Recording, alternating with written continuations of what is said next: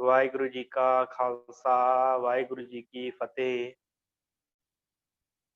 गुरु की साजी नवाजी साध संगत, बहुत ही ਵੱਡੀਆਂ ਭਾਗਾਂ ਵਾਲੇ ਹੋ ਆਪ ਜੀ, ਜੋ ਹਰ ਰੋਜ਼ ਇਹਨਾਂ ਗੁਰਮਤਿ ਕਲਾਸਾਂ ਦੇ ਵਿੱਚ ਜੁੜ ਕੇ ਗੁਰਬਾਣੀ ਦਾ ਇਤਿਹਾਸ ਦਾ ਜੋ ਹੈ ਵਿਚਾਰ ਸਰਵਣ ਕਰਕੇ ਲਾਹਾ ਪ੍ਰਾਪਤ ਕਰਦੇ ਹੋ। ਸਤਿਗੁਰਾਂ ਦੀ ਦਇਆ ਸਦਕਾ ਆਪਾਂ ਇਸ ਸ਼ਾਮ ਦੀ ਕਲਾਸ ਵਿੱਚ ਧੰਨ ਸ਼੍ਰੀ ਗੁਰੂ ਅਮਰਦਾਸ ਸੱਚੇ ਪਾਤਸ਼ਾਹ ਜੀ ਦੀ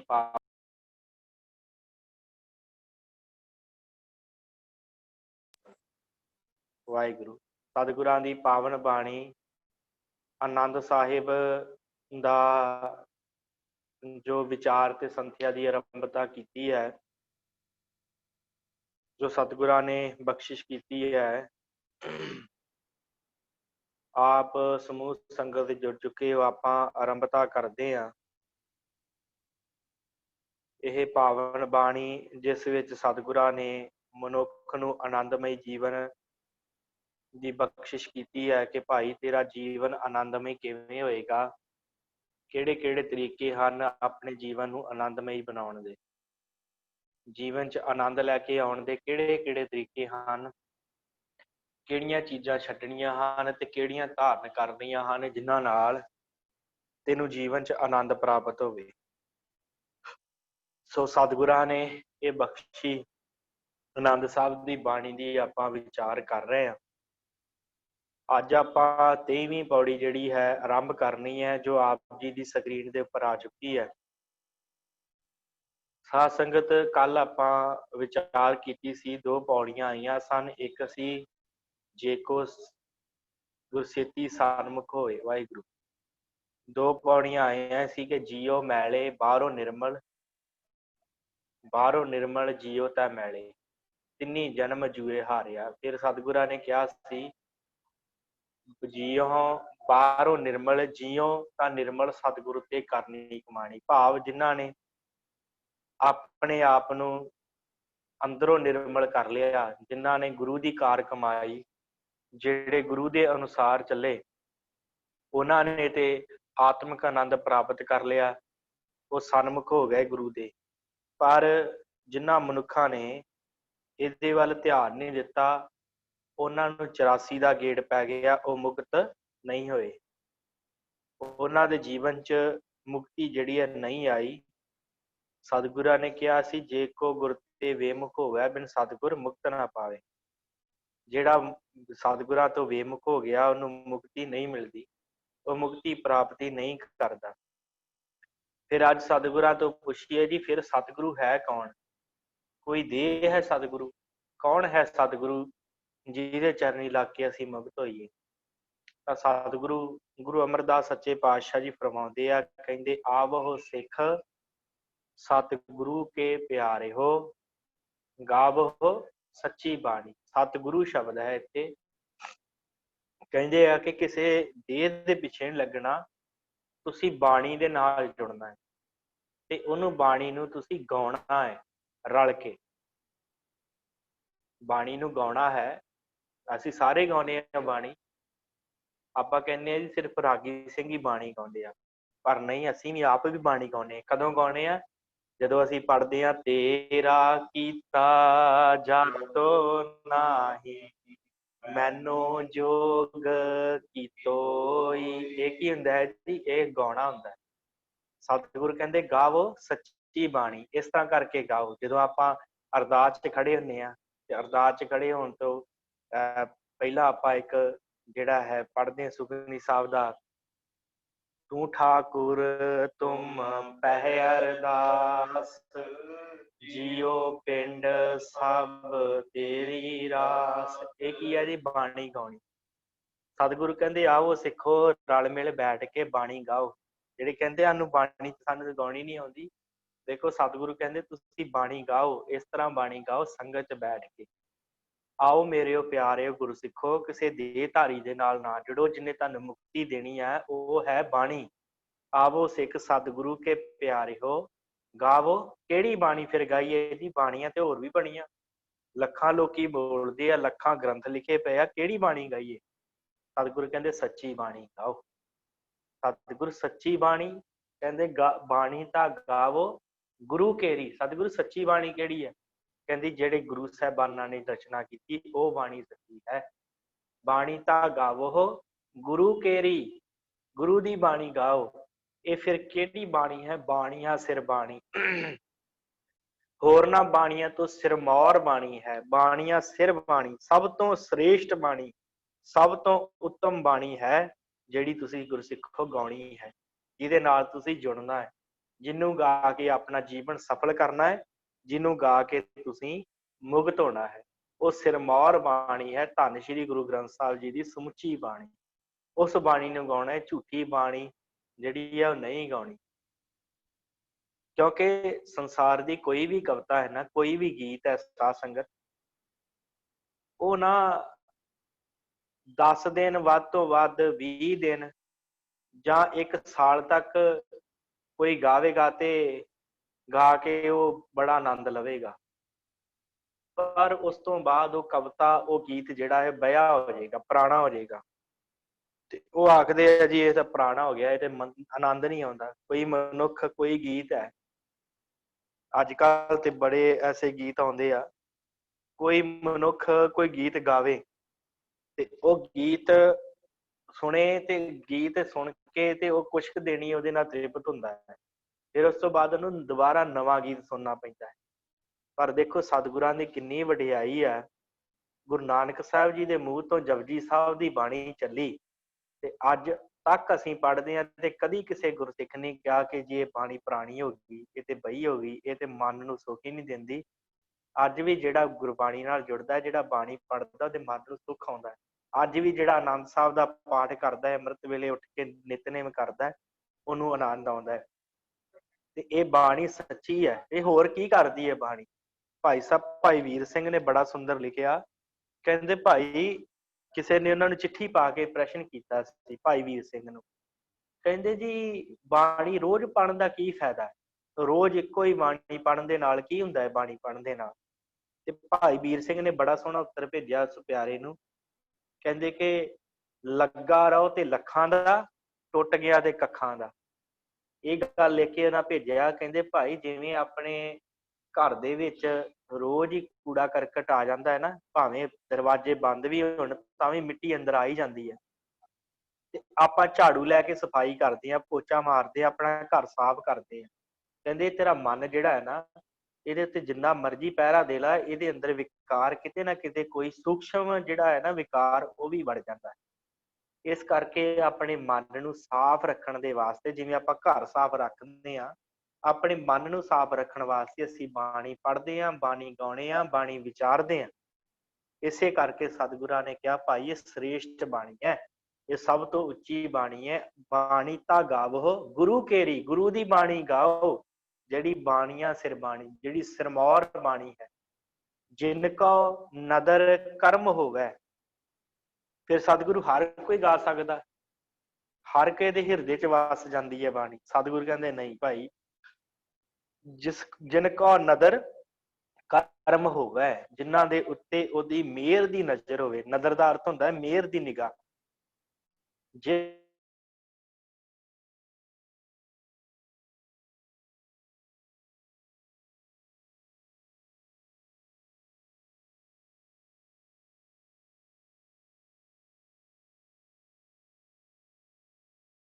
ਮਿਹਰ ਦੀ ਨਿਗਾਹ ਹੋਊਗੀ ਜਿਹਦੇ ਉੱਤੇ ਉਹਦੀ ਬਖਸ਼ਿਸ਼ ਹੋਊਗੀ, ਉਹਦੇ ਹਿਰਦੇ ਚ ਸਮਾਉਂਦੀ ਹੈ ਬਾਣੀ। ਹਰ ਕੋਈ ਬਾਣੀ ਨਹੀਂ ਪੜ੍ਹ ਸਕਦਾ, ਹਰ ਕਿਸੇ ਨੂੰ ਬਾਣੀ ਦਾ ਜਿਹੜਾ ਆਨੰਦ ਨਹੀਂ ਆਉਂਦਾ, ਮਨ ਭੱਜਦਾ ਹੈ। ਪਰ ਜਿਨ੍ਹਾਂ ਦੇ ਉੱਤੇ ਨਜ਼ਰ ਹੁੰਦੀ ਹੈ ਨਾ, ਮੈਂ ਉਸ ਦਿਨ ਆਪਾਂ ਗੱਲ ਕੀਤੀ ਸੀ ਕਿ ਇੱਥੇ ਨਜ਼ਰ ਤੇ ਕਰਮ ਦੋਵੇਂ ਬਰਾਬਰ ਹਨ, ਕਿਉਂਕਿ ਕਰਮ ਕਰਾਂਗੇ ਤੇ ਕਿਰਪਾ ਹੋਏਗੀ, ਕਿਰਪਾ ਹੋਏਗੀ ਤੇ ਕਰਮ ਕਰਾਂਗੇ, ਆਪਾਂ ਗੱਲ ਵਿਚਾਰੀ ਸੀ। ਇਸ ਕਰਕੇ ਨਦਰ ਦੀ ਪ੍ਰਾਪਤੀ ਵਾਸਤੇ ਬਾਣੀ ਪੜ੍ਹ, ਨਹੀਂ ਮਨ ਟਿਕਦਾ ਬਾਣੀ ਪੜ੍ਹ, ਐਸੀ ਕਿਰਪਾ ਹੋਏਗੀ ਕਿ ਤੇਰਾ ਮਨ ਟਿਕਣਾ ਸ਼ੁਰੂ ਹੋ ਜਾਏਗਾ। ਜਿਨ ਕੋ ਨਦਰ ਕਰਮ ਹੋਵੇ, ਫਿਰ ਕੀ ਹੋਏਗਾ? ਹਿਰਦੈ ਤਨਾ ਸਮਾਣੀ, ਉਹਨਾਂ ਦੇ ਹਿਰਦੇ 'ਚ ਬਾਣੀ ਵਸ ਜਾਂਦੀ ਹੈ। ਫਿਰ ਸਦੀਵੀ ਤੌਰ ਤੇ ਇਸ ਬਾਣੀ ਨੂੰ ਜਪਦੇ ਆ। ਫਿਰ ਉਹ ਤੁਰੇ ਤੁਰੇ ਜਾਂਦੇ ਜਪਜੀ ਸਾਹਿਬ ਦਾ ਪਾਠ ਕਰ ਲੈਂਦੇ ਆ।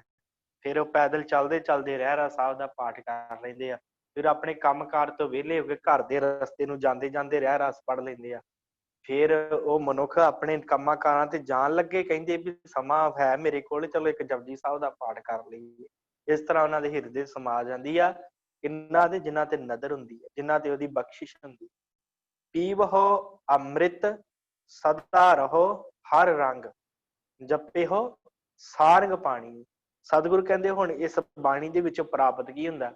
ਜਿਹੜੇ ਬਾਣੀ ਗਾਉਂਦੇ ਆ, ਜਿਹੜੇ ਬਾਣੀ ਪੜ੍ਹਦੇ ਆ, ਉਸ ਬਾਣੀ ਚੋਂ ਸਭ ਤੋਂ ਪਹਿਲੀ ਚੀਜ਼ ਅੰਮ੍ਰਿਤ ਪ੍ਰਾਪਤ ਹੁੰਦਾ ਹੈ, ਨਾਮ ਰੂਪੀ ਅੰਮ੍ਰਿਤ। ਪੀਵਹੁ ਅੰਮ੍ਰਿਤ ਸਦਾ ਰਹੋ ਹਰ ਰੰਗ। ਤੇ ਮਨੁੱਖ ਦਾ ਮਨ ਜਿਹੜਾ ਹੈ ਨਾ, ਉਹ ਹਰੀ ਰੰਗ ਦੇ ਵਿੱਚ ਰੰਗਿਆ ਜਾਂਦਾ। ਉਹਦਾ ਮਨ, ਮਨੁੱਖ ਦਾ, ਜੀਵ ਦਾ, ਸਿੱਖ ਦਾ, ਪਿਆਰੇ ਦਾ ਮਨ ਉਸ ਨਾਮ ਦੇ ਵਿੱਚ, ਪ੍ਰਮਾਤਮਾ ਦੇ ਨਾਮ ਦੇ ਵਿੱਚ ਰੰਗਿਆ ਜਾਂਦਾ ਹੈ। ਫਿਰ ਜਪਿਓ ਸਾਰੰਗ ਪਾਣੀ। ਇਹ ਸਾਰੰਗ ਪਾਣੀ, ਸਾਰੰਗ ਤੇ ਟਿੱਪਣੀ ਲਾਉਣੀ, ਸਾਰ ਪਾਣੀ। ਸਾਰੰਗ ਪਾਣੀ ਦਾ ਆਪਾਂ ਕੱਲ ਅਰਥ ਕੀਤਾ ਸੀ।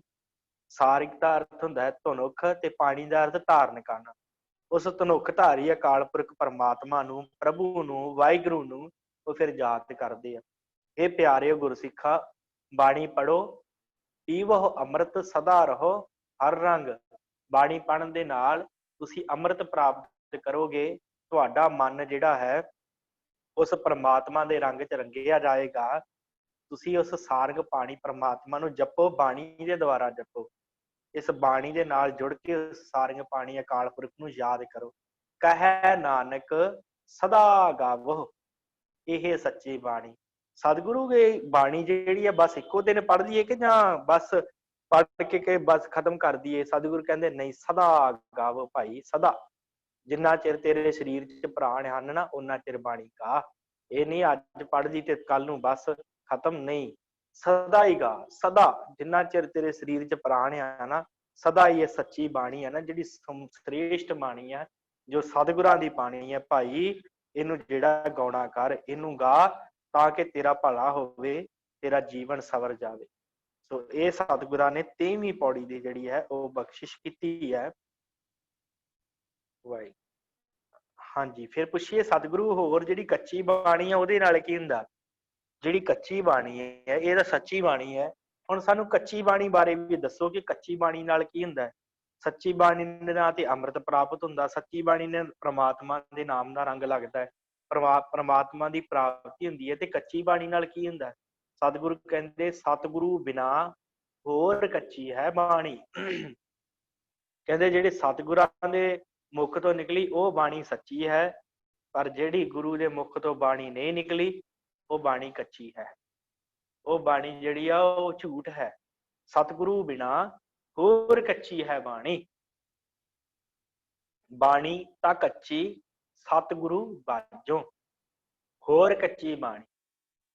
ਕਹਿੰਦੇ ਸਤਿਗੁਰੂ ਤੋਂ ਬਿਨਾ ਜਿਹੜੀ ਹੈ ਨਾ ਬਾਣੀ ਕੱਚੀ ਹੈ। ਬਾਣੀ ਤੱਕ ਕੱਚੀ, ਸਤਿਗੁਰੂ ਬਾਝੋਂ ਹੋਰ ਕੱਚੀ ਬਾਣੀ। ਇਹ ਹੋਰ ਹੀ ਹੈ ਬਾਣੀ, ਇਹ ਬਹੁਤ ਕੱਚੀ ਬਾਣੀ ਹੈ ਜਿਹੜੀ ਸਤਿਗੁਰੂ ਤੋਂ ਬਿਨਾ, ਜਿਹਦੇ ਵਿੱਚ ਸਤਿਗੁਰੂ ਨੇ ਜਿਹੜੀ ਬਾਣੀ ਨਹੀਂ ਉਚਾਰਨ ਕੀਤੀ, ਭਾਵ ਹੋਰ ਤਰ੍ਹਾਂ ਦੀਆਂ ਬਾਣੀਆਂ। ਆਪਾਂ ਤੇ ਕਵਾਂਗੇ ਕਿ ਸ਼ਾਇਦ ਉਹੀ ਬਾਣੀਆਂ ਜਿਹੜੀਆਂ ਸਤਿਗੁਰਾਂ ਦੇ ਵੇਲੇ, ਜਿਵੇਂ ਆਪਾਂ ਉਸ ਦਿਨ ਕੀਤਾ ਸੀ ਕਿ ਮਿਹਰਬਾਨ ਪੁੱਤਰ ਪ੍ਰੀਤੀਏ ਦਾ ਵਿਸ਼ਰੀ ਕਰੇ, ਹਿੰਦੀ, ਸੰਸਕ੍ਰਿਤ, ਫਾਰਸੀ ਨਾਲੇ ਗੁਰਮੁਖੀ ਪੜ੍ਹੇ, ਤਿਨ ਵੀ ਬਾਣੀ ਔਰ ਬਣਾਈ, ਭੋਗ ਗੁਰੂ ਨਾਨਕ ਤੇ ਪਾਈ। ਆਪਾਂ ਉਸ ਦਿਨ ਕੀਤਾ ਸੀ ਨਾ, ਜਿਸ ਦਿਨ ਗੁਰੂ ਸਾਹਿਬ ਦਾ ਪ੍ਰਕਾਸ਼ ਪੁਰਬ ਸੀ। ਜੇ ਆਪਾਂ ਸੋਚਾਂਗੇ ਕਿ ਉਹੀ ਕੱਚੀ ਬਾਣੀ ਹੈ, ਸਤਿਗੁਰੂ ਕਹਿੰਦੇ ਨਹੀਂ, ਸਤਿਗੁਰੂ ਬਿਨਾ ਬਾਝੋਂ ਹੋਰ ਕੱਚੀ ਬਾਣੀ। ਕਿਹੜੀਆਂ ਬਾਣੀਆਂ ਹਨ?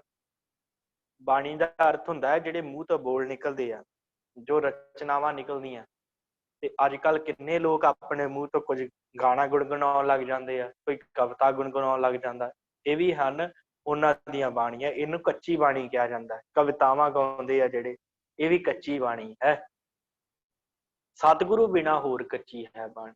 ਸਤਿਗੁਰੂ ਤੋਂ ਬਿਨਾ ਜਿਹੜੀਆਂ ਬਾਕੀ ਬਾਣੀਆਂ ਹਨ, ਭਾਵੇਂ ਉਹ ਗਾਣੇ ਹਨ, ਗੀਤ ਸੰਗੀਤ ਹੈ, ਕਿੰਨਾ ਕੁਛ ਰਚਿਆ ਪਿਆ ਹੈ ਸਾਰੇ ਸੰਸਾਰ ਦੇ ਉੱਤੇ, ਕਿੰਨੇ ਵੇਦ ਹਨ, ਕਿੰਨੇ ਕਤੇਬ ਹਨ, ਉਹ ਸਾਰੇ ਜਿਹੜੇ ਹਨ ਉਹ ਗੁਰੂ ਤੋਂ ਬਿਨਾ ਹੋਰ ਕੱਚੇ ਹਨ, ਕਿਉਂਕਿ ਉਹਦੇ ਵਿੱਚ ਗੁਰੂ ਦਾ ਸਿਧਾਂਤ ਨਹੀਂ ਦ੍ਰਿੜ ਹੁੰਦਾ। ਇਸ ਕਰਕੇ ਉਹ ਕੱਚੇ ਹਨ। सतगुरु कहते आ कि बाणी तां कच्ची सतगुरु बाजों होर कच्ची बाणी। ਇਹ ਕੱਚੀ ਹੈ, ਹੌਲੇ ਮਨ ਨੂੰ ਨੀਵਾਂ ਲੈ ਕੇ ਜਾਂਦੀ ਹੈ।